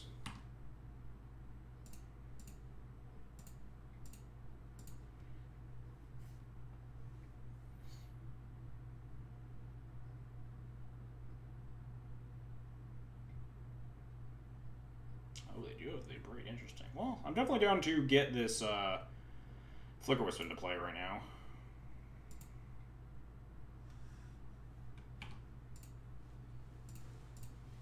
Also, if they cast a creature, we can plow it before our Prelate comes back, which is kind of funny. You can witch the Prelate like a coward. Is that the coward move? That seems like just a really good move. Yeah, like it lets them turn on their ones this turn. But they're down in a Braid and a Borrower now, so we just put the Prelate on one again to turn off their bolts. Come on. Play a creature. Play an Arcanist. Please. Arcanist wouldn't actually be that scary because we have a Prelate. Play a Delver.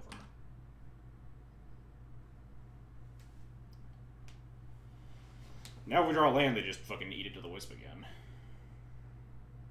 Yeah, I think it was probably correct to just do nothing on that turn where I put in the Wisp and got blown out by the Borrower Bolt turn. I think we were far enough ahead that I could have just like sat on my hands. It was definitely like an unnecessary play. I wanted a clock in play, but we really didn't need one. Like we were totally fine playing the waiting game. Definitely put myself in a worse spot, but luckily we were far enough ahead where I don't think it matters. Just put this on one again. Draw land. Land.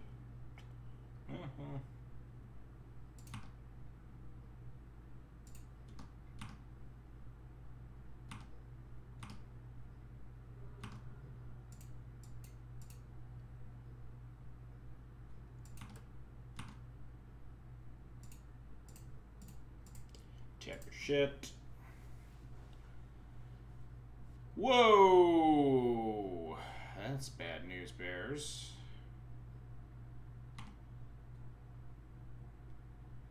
Is it Staticaster in 2020, huh?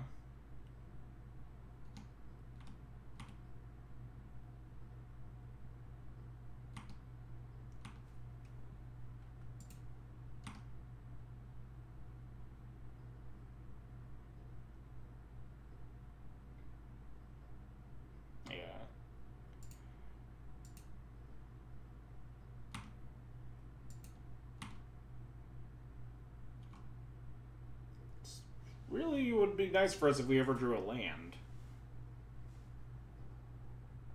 If you're going to play Delver in 2020, you have to play Staticaster. Is that true? I feel like that's not true. What does Staticaster do in this meta? Kill Mentor tokens? Mentor tokens?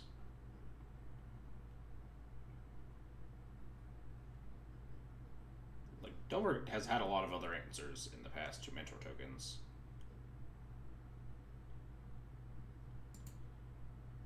Oh yeah, I can't guess this file.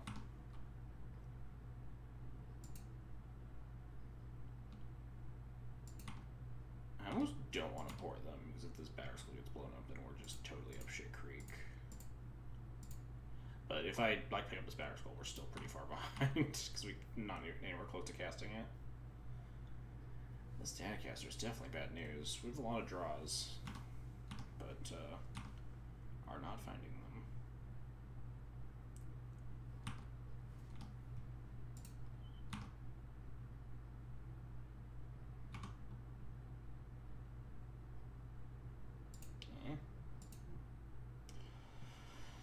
We can't equip to the Thalia, obviously, because then they ping it. We can equip to the Prelate, save it from a Braid, if we want. We just get a big old Prelate. Save it from a Braid or the Delve card that we saw. Now we can get them. Can we? We still can't attack into the True Name.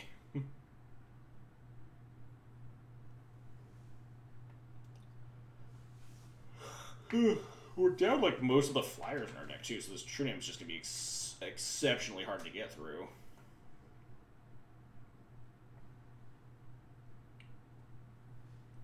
I think I want to put the Battle Skull on the Prelate just to make sure that they can't cast spells for most of the rest of this game. They need to find like a.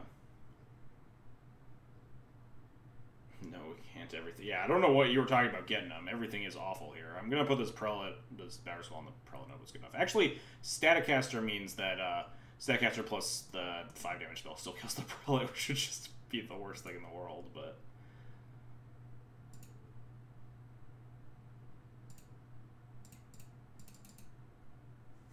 I think I'm just letting the Thalia, like, Caracas to try and beat the Staticaster is just like a fool's errand, I think. Suit of a 6/6 to protect it from random bullshit. Petty Theft 2 unlocks it. I mean, yeah, Petty Theft 2, but then we put the Prelate back into play off the Vial, and like it's still a 2/2. It's not a large amount worse in any particular direction. They do actually have the Petty Theft 2. I mean, now we just get to put the Prelate back into play here.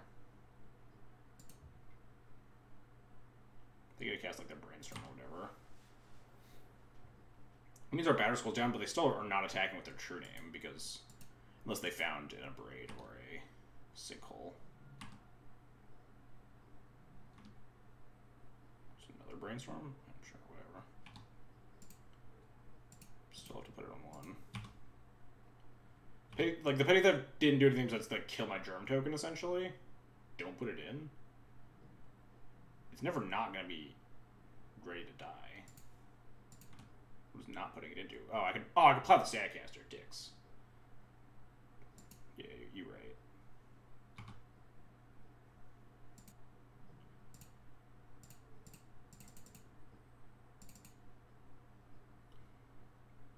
But now this Borrower gets to chip shot us for a while the True Name plays blocker.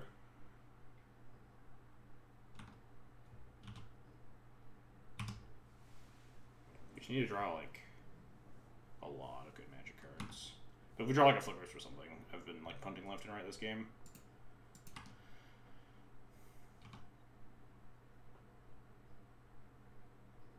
Now we could play Thalia, right? If they ever ping it, we can just Caracas it back. It means that the Staticaster has to, like, tap every turn. Yeah, Stoneforge was, like, obviously the best draw, or, like, Recruiter of the Guard.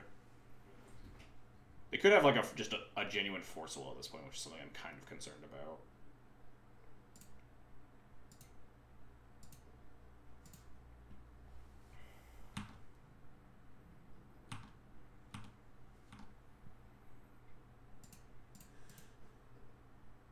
I guess tapping the Staticaster down on my end step doesn't really do anything for me, does it? So it's just better to double port them or something. Not that double porting them actually does anything either. They have a million lands.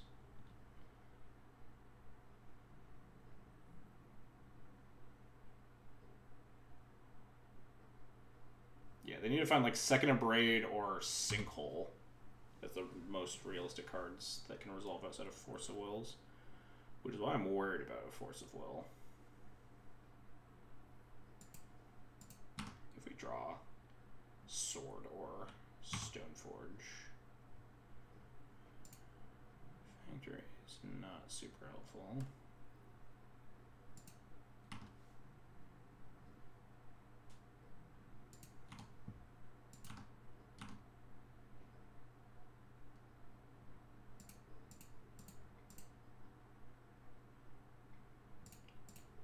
None of my cards let me attack into this True Name. Would love, you know, Council's Judgments.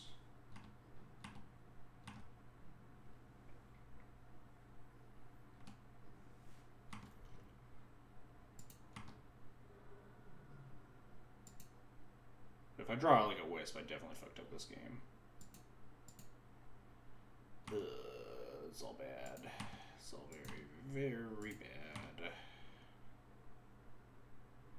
So I've definitely gotten rid of this Staticaster. These aren't good draws. Not at all. I think Wastelanding there is fine. we do want the ability to legitimately try to like double port plus like a Thalia to try to resolve something.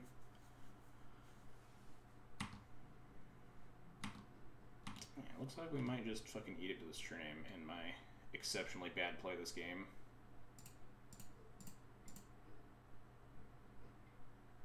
I guess I should let this Delver Trigger resolve first, not that it super matters. And just port this over.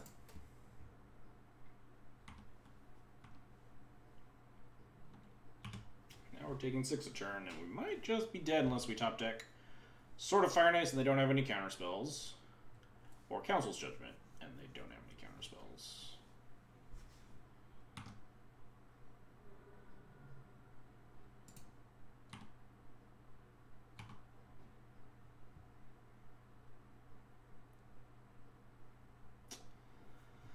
Well, they have 5 cards in hand. What are the odds that this resolves? Pretty much 0. There's nothing else I can do. I don't have nearly the mana to try to, like, have double ported them down and then cast the Thalia and then also equip the sword. That's so much mana. I mean, make him have it, right?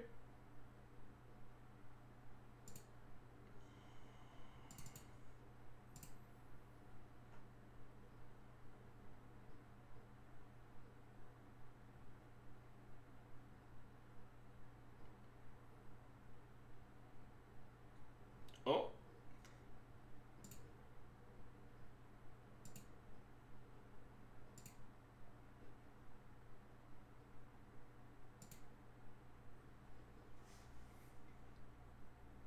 Oh, do they have the fucking sinkhole?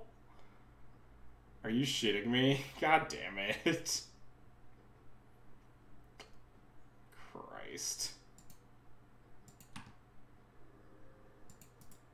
That's such a tilt. Wow, that game was tilting. I played extremely badly, though. That loss was 100% my own to lose.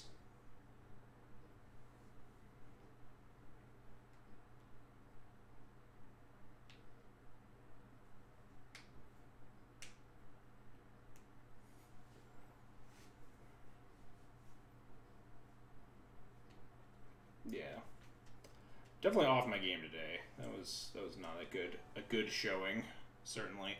Eric Santos BR, thanks for the follow, appreciate it. Yeah, I played pretty poorly. I think that game was very much winnable. Certainly my own to lose at a lot of junctures. Other matches today just have been like kind of messes. The Rug Painter matchup and the Steel Stompy matchup.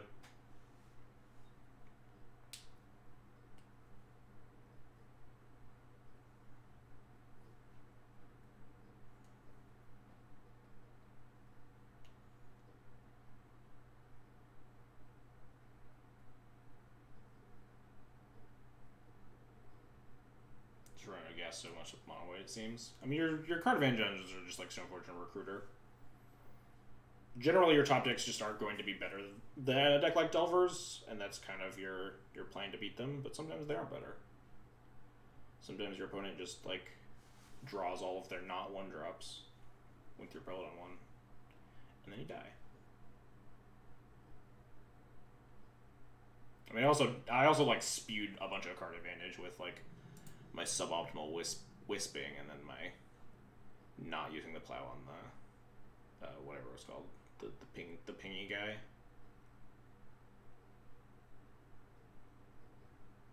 Lunel definitely would have won that game where I definitely lost it. Suggesting the good lines, I was taking the greedy, I just want to kill my opponent lines, which are generally not what you want to do. When you're ahead, you want to figure out how what situations make you lose, rather than just like, oh, I'm so far ahead, just kill my opponent.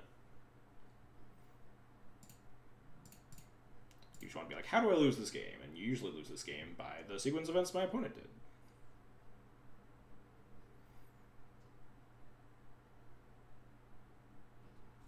All right.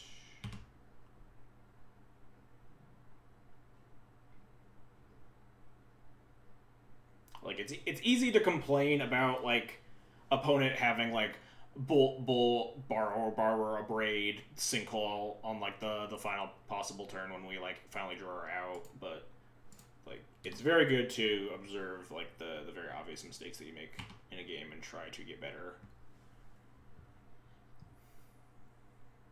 by learning from them.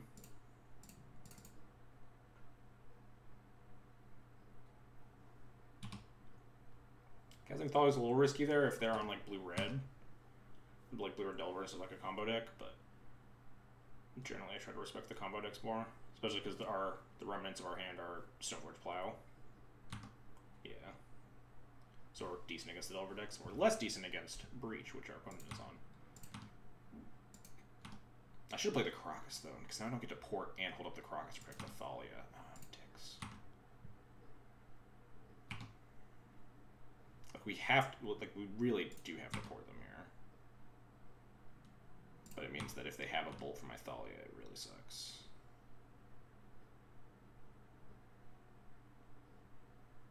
Are they gonna burn the pedal on a Bolt? Seems like insanity. They only have 2 bolts in the deck, so.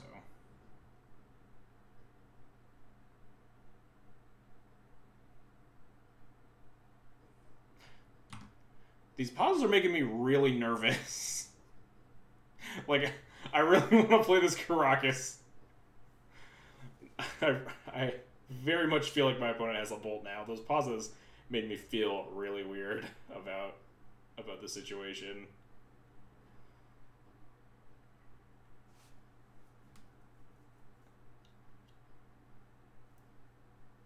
The Caracas is just so much of a worse play, though, if they don't have the Bolt.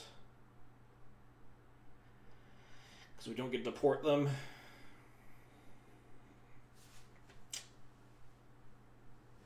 They didn't cast an LED here, which means they probably don't have an LED right now, which means they can't combo to the Thalia yet. Which makes you really want to keep it alive.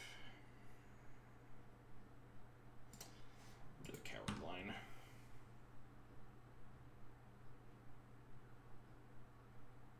Those pauses in my combat step were either like a sick bluff or just made me really nervous about the possibility of my opponent lightning bolting my Thalia.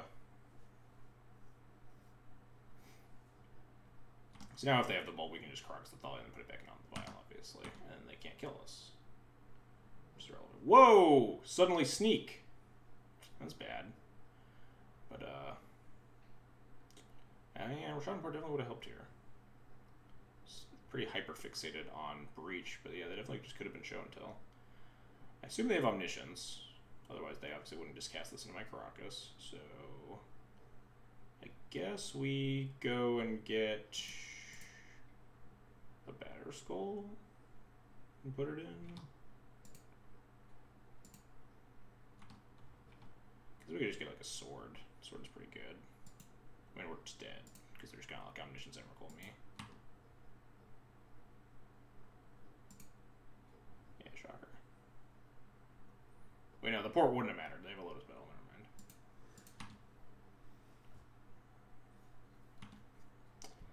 never mind. Alright, cool. Good. Both teams tried hard.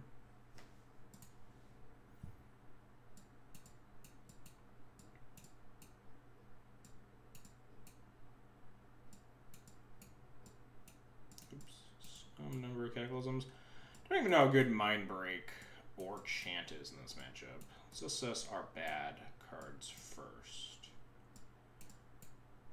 GTA Plows, Cleric, Crusader. Could easily shave a Stoneforge if we wanted to. Trap can be decent against Omniscience because if they don't have just show and tell immediately Emrakul you can potentially trap some of their stuff. Obviously, not great because they get to keep an Omniscience, and they can usually kill you pretty well after that. So I think I like Chant better. Chant can like buy you a turn. So I think. And there's like you can board in some number of Cataclysms to Armageddon them if you want. Is Trap good at all versus Snake? It's good versus like the Cunning. It's better versus the Cunning Wish variants for sure. But that's usually just blue-green. Blue-red doesn't always have Cunning Wish because they have Sneak Attack as like the alternate kill. Maybe we just want to do this. This looks okay. Not super excited about it. I don't know how good Chant is.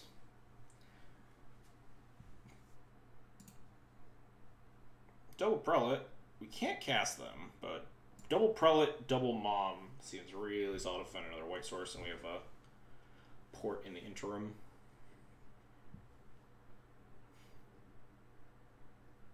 This hand's also very good if my opponent's on the JPA plan, where you board in Lightning Bolts and Dreadhorde Arcanists.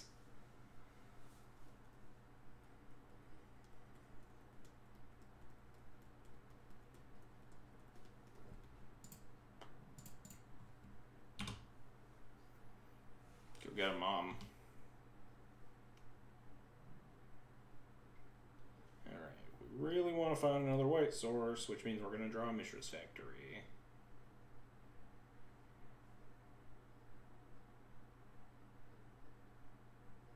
Oh, nice. Plains. That's much better than Mishra's Factory, as it turns out. We're not going to attack. It's probably a free 1 damage, but we really just want to make sure this Prelate does its thing, which hopefully means not get Force of Willed.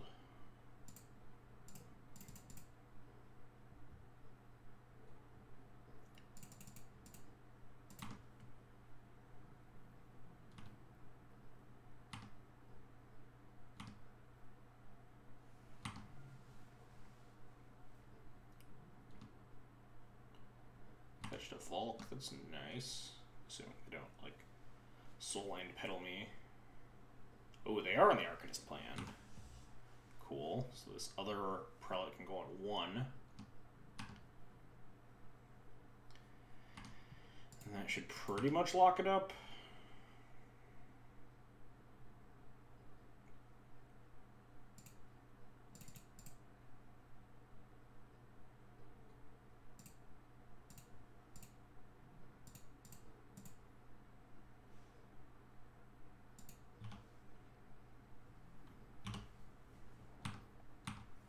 Good to know they're on the JPA special.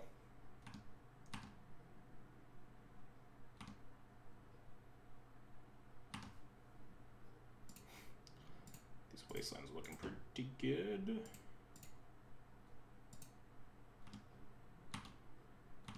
Probably could have started attacking with the Prelates that turn.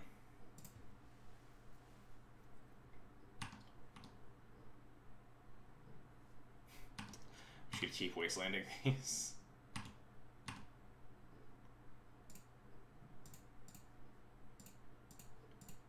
Die. Yeah, we can start taking with the Prelates. Oh, my opponent conceded. Nice. Alright, so they're on the JPA special, which is board in Bolts and Arcanists. Do I care about that?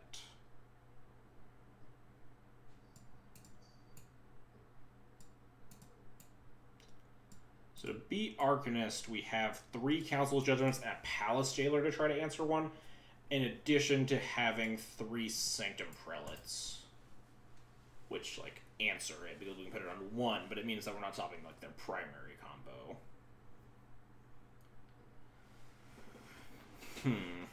I don't know if it's worth boarding in any Swords of Plowshares, though. Swords of Plowshares seems, like, extremely medium versus them.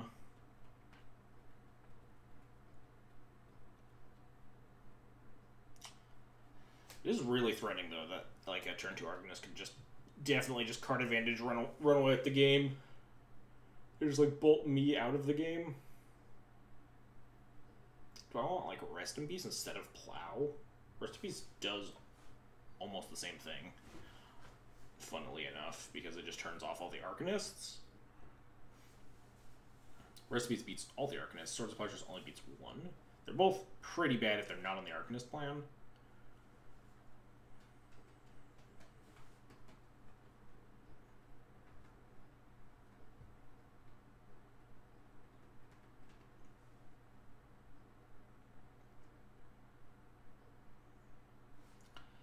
just cut the chance or something for Plows. Plows definitely more mana efficient than Recipes as well.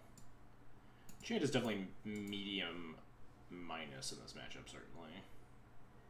Maybe we just board in like 2 Plows as a hedge. Don't know if that's better than 2 Rips versus this sideboard plan. You can plow a Grizzlebrand, but that generally does not come up super often.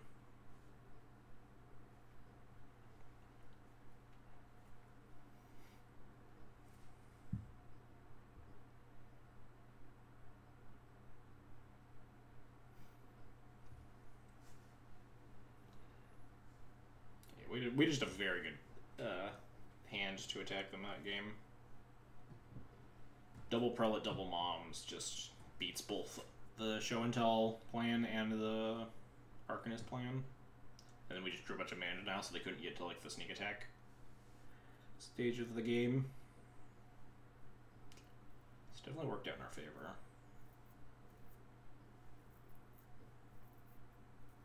We just have to be wary that there's probably like 4 Bolts and 4 Arcanists in their deck. Bolt is definitely scary because we usually want to get a Prelate on 3 to stop them from killing you. But Bolt's just a very mana efficient way to deal with that. Rather than they sometimes have like Abrades or Echoing Truths. Now they just have straight up Lightning Bolt. Ugh. Ugh. I hate this hand a lot. It's got Vile Thalia. It's one of the hands that are just absolutely going to beef it to the Arcanist plan. Do I have to keep this? Because it's good against their plan A, which is to Show and Tell me. It's one of the better hands we can have against actual Show and Tell. I think we can get a better 6 on this, though. I don't think we like need Vile. I'd rather just be able to like we're casting the Thalia in turn 2 here anyway. So this Vile kind of sucks. So it's just kind of like a 6-land hand. So I think we can get a better 6. Well, I said I think. We might have to just keep this 6 though. Bottom this Council's Judgment. Ugh, this hand is horrible. Draw a white source, it's good. Regardless of how much I want that Council's Judgment, it's unlikely to be castable.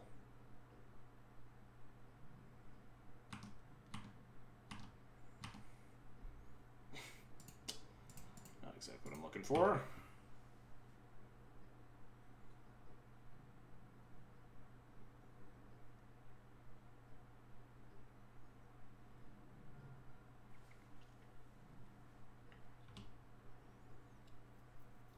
Aggressive fetch of Volcanic Island.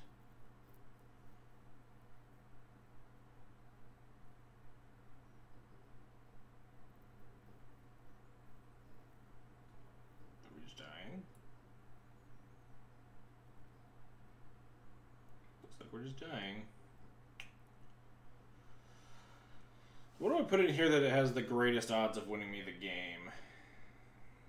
Revoker doesn't beat Grizzlebrand. We die in 3 turns, but we might be able to cobble something together by then. If we draw reasonably.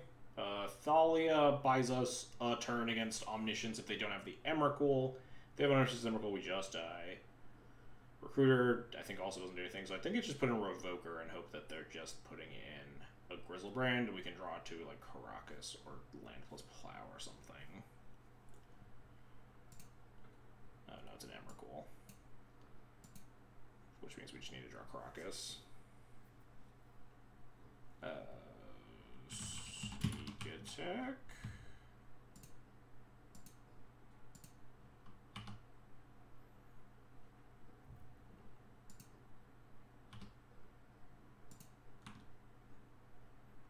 Caracas off the top? Question mark? Question mark? Oh, it's almost a Caracas. I will take my 15.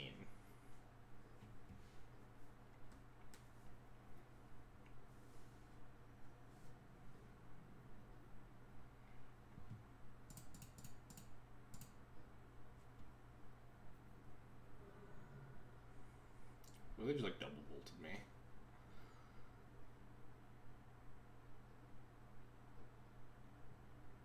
Caracas off the top.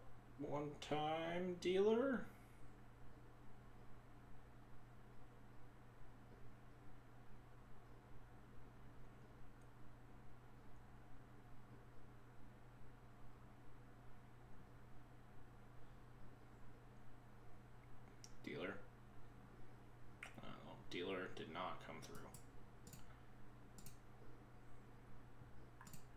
Unfortunate. Not my day today, but definitely happens. Can't win all the time forever, that's for sure. Sometimes you just fucking beef a league. That's just how the cookie crumbles. None of these matchups have felt particularly horrible.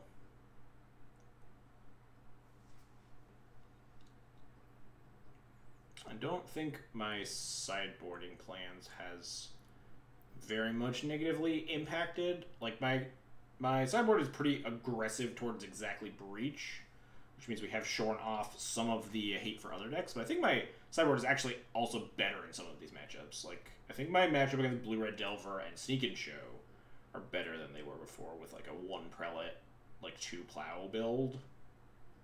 Even with, like, my Orm's Chant, Mindbreak, Trap Wasted slots. I think I like I said, I think this build is better against, like, the traditional blue decks because Prelate has a lot of equity in the current meta.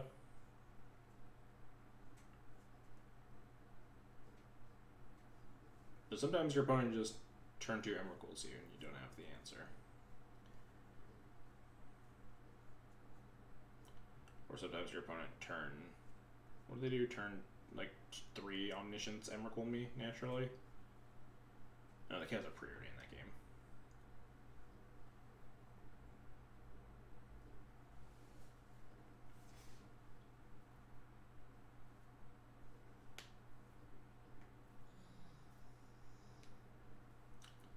Now we wait for our final round here. Whew, been a long league. When did I start streaming? How long has it been? I don't even know. Live 2 hours, 13 minutes. Not actually that long even.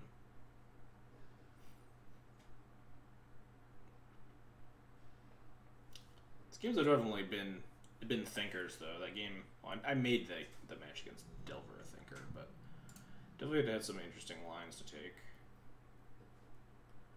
What are we playing against round 1? Wing 0 FNC. I recognize his name, but I don't remember what they play. It is good enough, I think. It's close. Double Vial plus Port makes this hand nice, though. Usually, most hands with like a land or like a Eternal Vial into like a 2-drop are pretty acceptable. Even for 2 drops, like porting your opponent.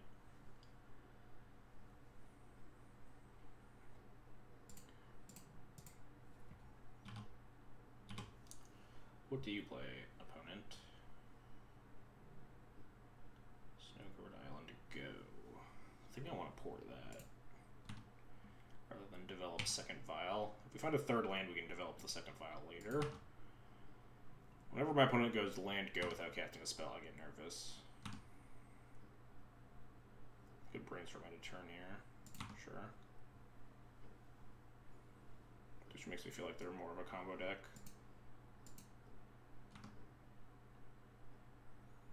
Breach or Sneak.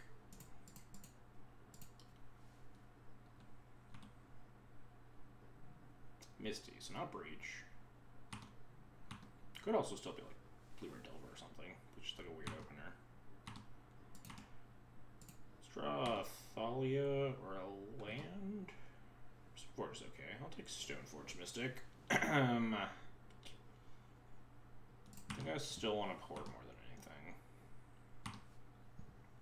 This Vial on 3 is going to let me do a lot of what I want to be doing anyway. We have Recruiter Wisp.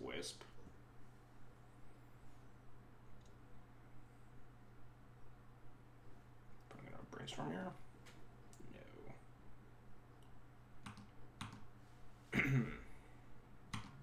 Alright, what you got? Volk. Oh no, just Sneak again. So we have a sizable Flicker Wisp chain just to try to stay alive here. Oh, that's a sneak attack. Gonna flicker it out so we can try to beat Lotus Petal. Then we can recruit a... Oh, they have Spirit Guide. Jeez. That is bad news, Bears. And now we're just dead. Jeez. Our cards are just not lining up well against my opponents today.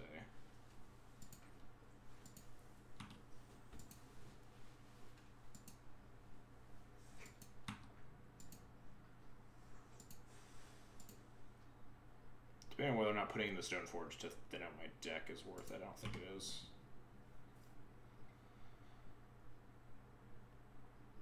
We want to draw a land so we can get our Vial online. Nope, not a land. They just have the Emrakul or the Grizzlebrand? Yeah, cool.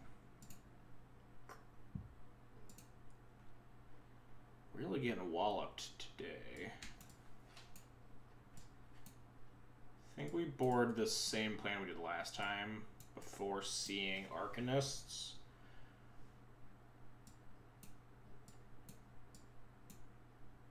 Which was this, I believe. Yeah.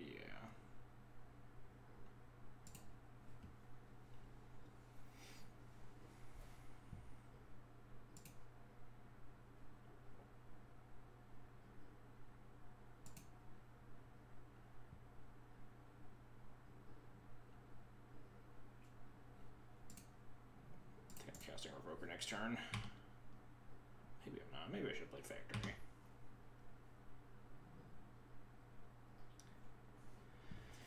No, I think I'm just revoking Sneak Attack next turn. Would I rather attack here and lift the Vial for the Revoker? Maybe. If they show and tell in a Grizzlebrand, we definitely want to revoke the Grizzlebrand and then Council's Judgment it away. But if they have a Sneak Attack, I'd obviously much rather revoke the Sneak Attack. Ugh. Yeah, I think I did actually want to attack here.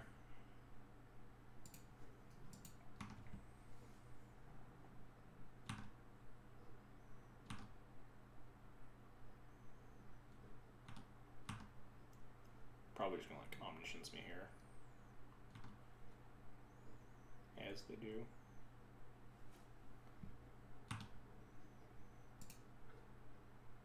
Sure. Grizzlebrand.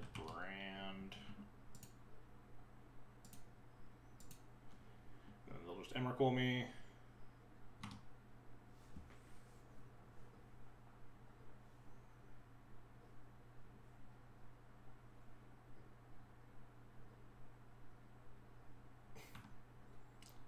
Artisan. Oko, yeah, sure, whatever.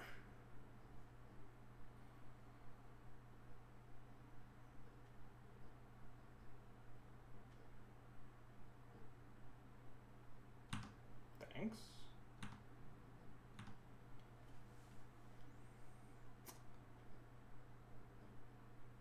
So if they had Emrakul or Grizzlebrand, they would have just cast it, because they could have elked my Revoker and drawn 14 cards. So we definitely just Judgment the Omniscience here.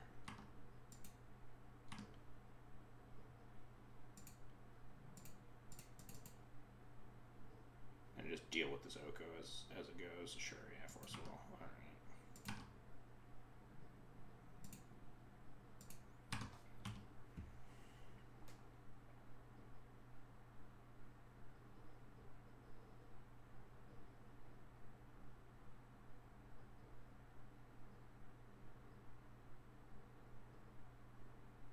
Opponent. You got one card in hand. Even if it's free, I don't know what you would possibly cast here.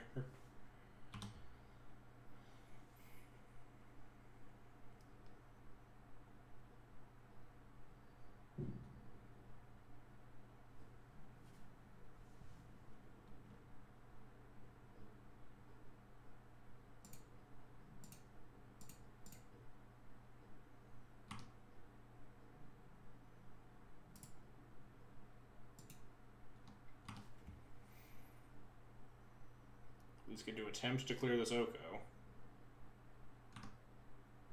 Hey, we're not dead yet. We're only dead as soon as they draw anything to go with their Omniscience. life.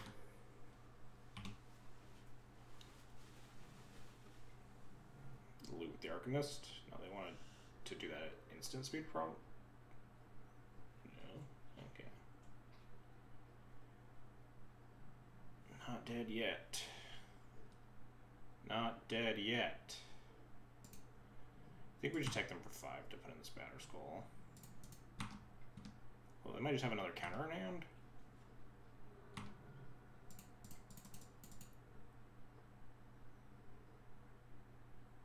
Yeah. Makes sense. Like, how many cards are they not casting? They missed a land drop last turn.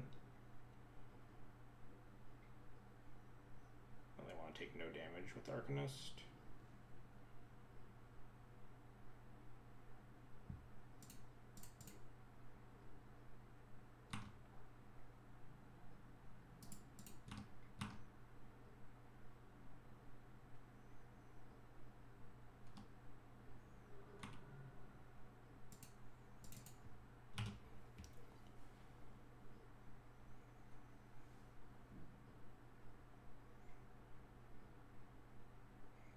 The Arcanist. I don't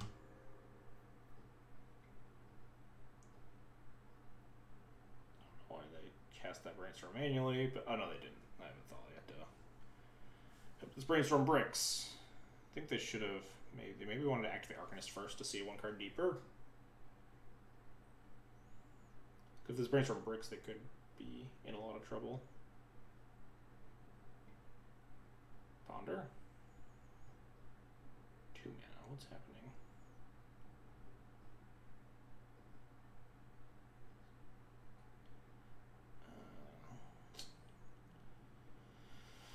That's not good. Ooh, that is good.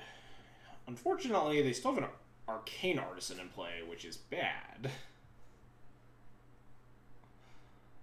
But at least we can take the Omniscience off the board and then hopefully find an answer to the Arcane Artisan afterwards.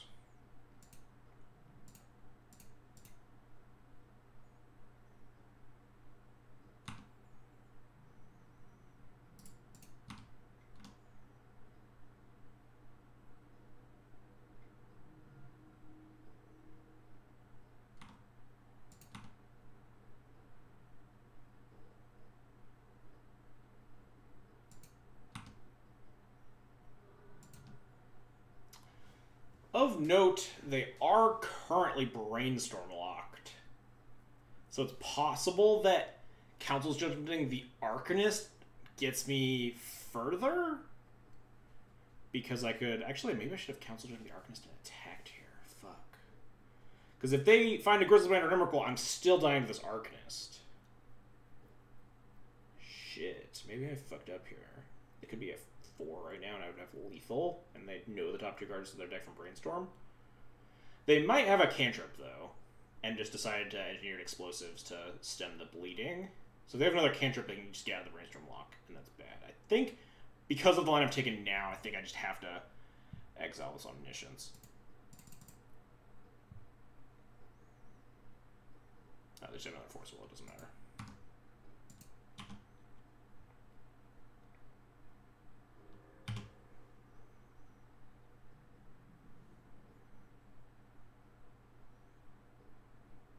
Feed the kids? Not yet. This is the end of the stream, though. I will go feed all of the chillins after that.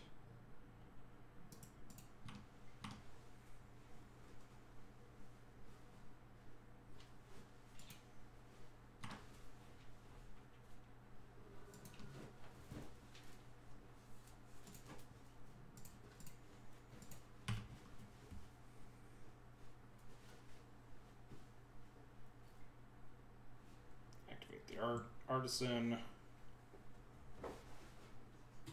Exile Sneak Attack.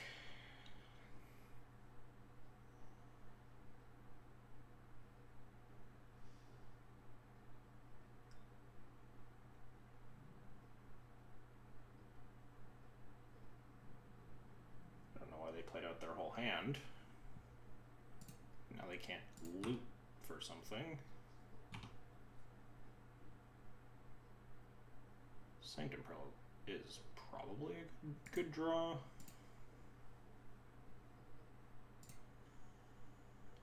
So they have to chump block with the Arcanist this turn.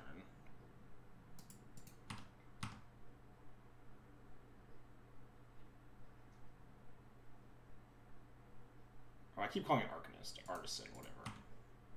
Arcane Arcanist. They loot this turn. They draw a card and have to exile it. It's a Ponder, sure. So I guess we just put this Prelate on 1 to stop them from cantripping here. Doesn't really... Like, we can't put it on 15 because it's non-creature spells.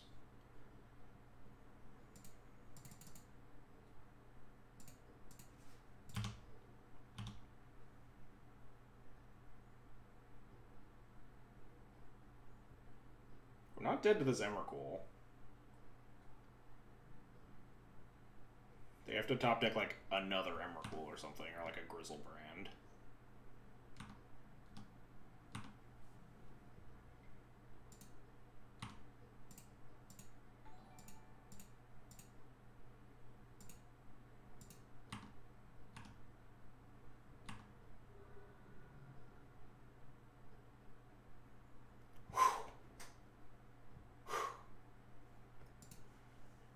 Absolutely no idea how we were going to win that game. X refuses to look at his phone while streaming. Yeah, I don't like looking at my phone while streaming. Did I come in at a sick time? I mean, we're getting absolutely dunked on this whole league. Also, Witaki, thanks for the follow. Appreciate it. We're getting dunked on this whole stream, but we did somehow manage to beat turn 2 Omniscience. In large part thanks to my opponent. They elked my Val for absolutely no reason. Like, we just beat Omni Emrakul. No, that Omniscience had been in play for like 7 turns. They elked my Val for no reason and gave me the pressure to take the Oko off the board, which they could have just won with. Oko makes me like Cataclysm more, too. Artisan. I think Artisan's covered enough with Revoker and Judgment and Jailer. The fact that they have Oko makes me kind of like Cataclysm more, because it Armageddon's them. This player is being bad, never heard of it. It was kind of interesting. Like, they like Omniscience, and they like Brainstorm, Artisan, Emrakul. Not Emrakul, Brainstorm, Artisan, Okoed, and they just elked my Vial and just let me take down the Oko with a bunch of combat damage. Man, the 2 damage I missed on like turn 2 actually almost super mattered, didn't it? Because I thought about like I thought about playing the factory on turn 1 just to attack with it on turn 2, and I was like, no, I'll probably cast this as a Revoker, and then immediately talked myself out of casting the Revoker. And I missed 2 damage, and they were 1 life, and they could have top decked like a Grizzlebrand or an Emrakul, and like ruined my day in that last turn. Do I want Chant? Chant like buys me a turn. Sometimes. Trap seems pretty bad against their iteration.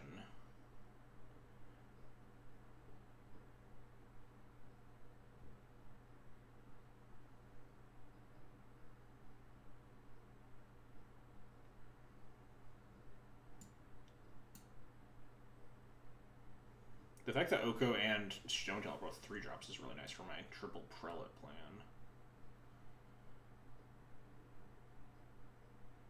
No, I don't think we want 3 Cataclysms, unless I could cut like a land for them. We could just cut Chant. No.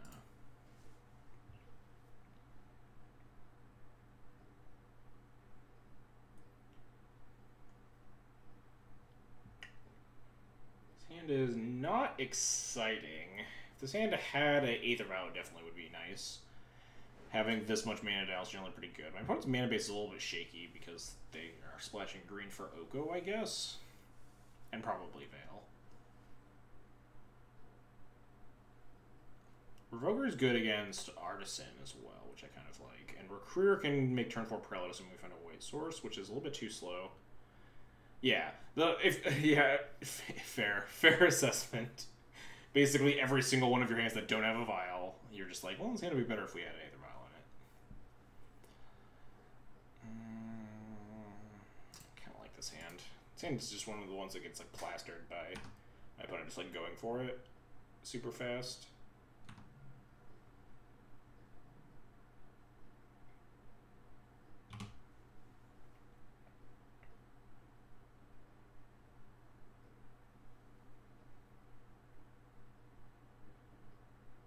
I think it would be a lot better if we had like a Leona Relic Order in our deck or something. Judgment definitely makes the hand better. Could potentially try to survive an Omniscience at some point now, assuming we find another white source as well. Not dead is a good sign. White source, nice.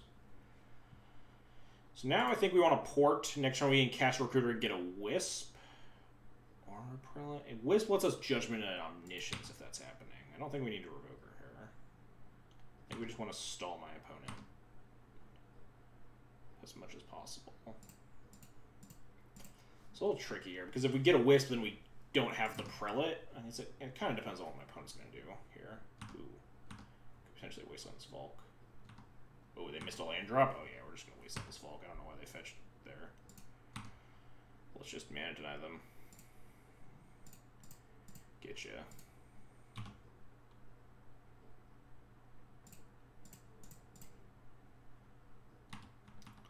Take my opponent to Pound Town over here. Yeah, move to clean up. Discard that Grizzlebrand. We have enough land drops that we can just keep porting and cast our Revoker on turn, or on once we have 4 lands. Do I have to revoke Lotus Petal here? They've discarded 2 Grizzlebrands. Rogan Grizzlebrand doesn't seem that great. I can just revoke Lotus Petal here. They don't have one, but they draw one. There's a chance we want to revoke like Sneak Attack, because that card's pretty scary. But I think we're in the driver's seat, just mana denying my opponent. Forever and ever and ever. Yes. If they keep missing land drops, we get to cast like Recruiters and shit too. Yeah, they are pretty far away from a Sneak Attack.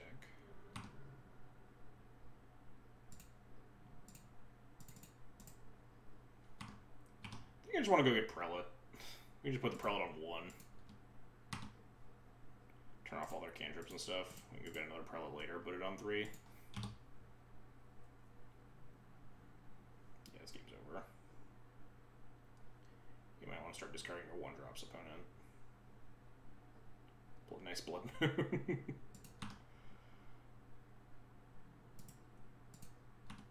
This is our last match. You're absolutely not going to get paired for versus us. You're good.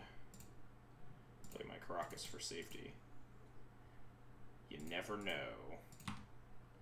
Alright, I think this board state is pretty good against Sneak and Show. Not positive.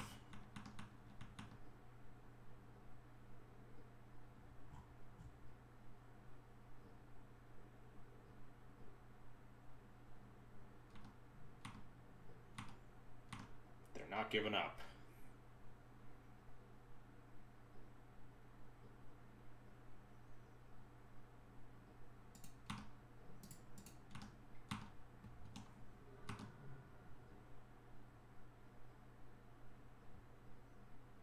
We're never casting Scabalism. I can keep playing lands.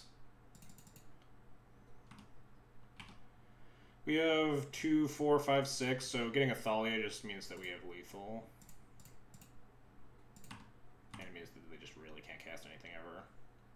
Yeah, alright, we did it. I'm back here. Just the show and tell player. Yeah, here you go. Go get him, Tiger. Yeah, we went fucking 1 and 4 today, but God, we earned that last win.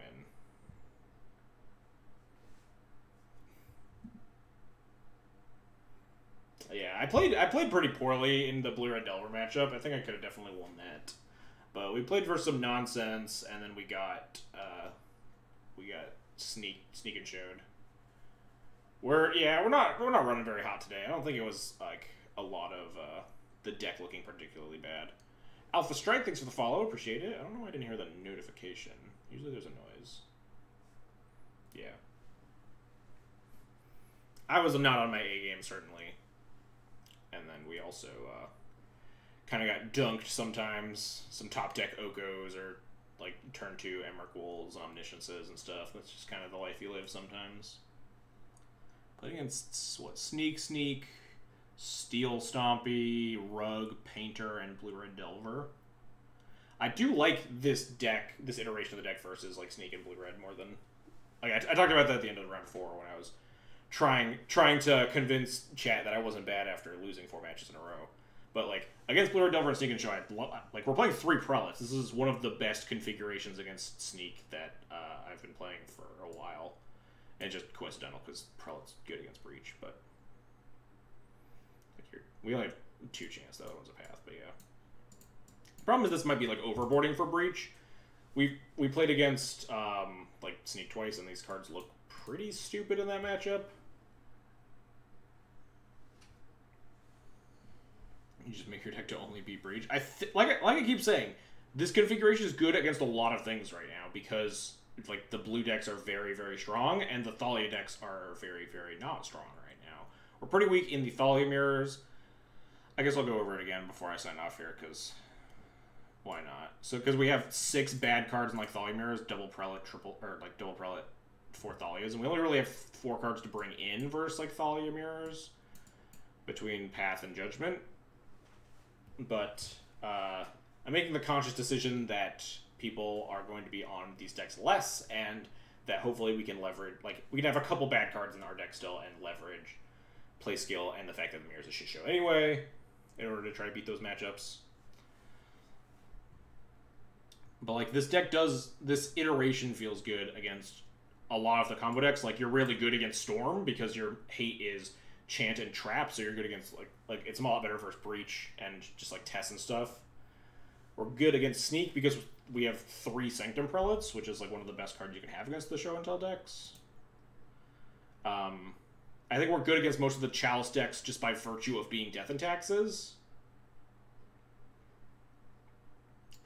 So, like, there's not a whole lot that I don't want to see with this iteration. Like, it feels like it is heavy for Breach, and it is. I think one of these cards could probably be a different card. I don't know what I would want. But I think a deck list that looks close to this feels right now. Because Breach is a very hard matchup to win unless you're playing a lot of hate for it. And I think if you're not beating Breach, then you're not going to be, like, you're not set up to win an event.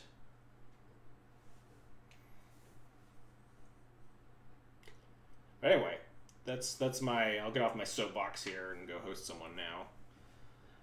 That's my spiel on why I think this very slanted list looks actually pretty reasonable.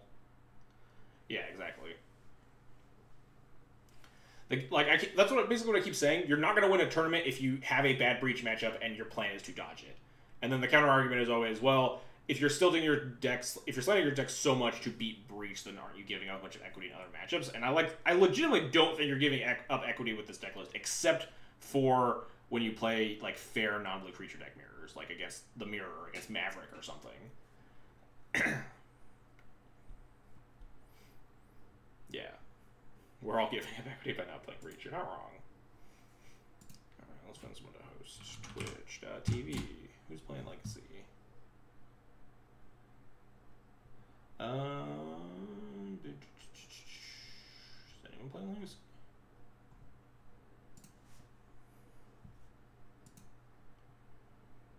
Honor Round is finished. I will Control F for Legacy and see if anything turns up.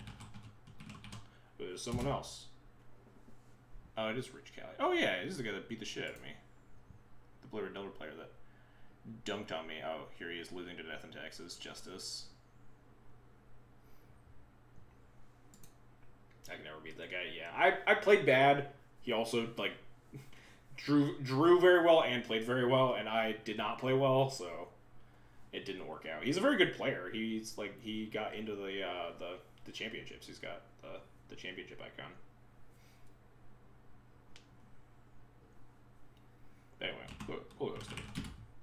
What was his name? Learn to Love 6. Anyway, that's gonna be it for me tonight. Thanks for coming and hanging out, everybody. I think I'm gonna stream the challenge, the showcase challenge this weekend. I'm not positive, but keep an eye out on my Twitter. I think I'm going to stream it. I don't think I have anything big planned on Sunday, so I haven't streamed an event, and we just actually hit 1,000 followers recently, so I kind of want to do something special. So I think my plan is to stream it, but I'll figure it out. I'll tweet out tomorrow if I know for sure that I'm going to stream it. So anyway, thanks everyone for watching. Hope you had a good time. Have a good weekend, and I'll see you guys all later. Hopefully Sunday.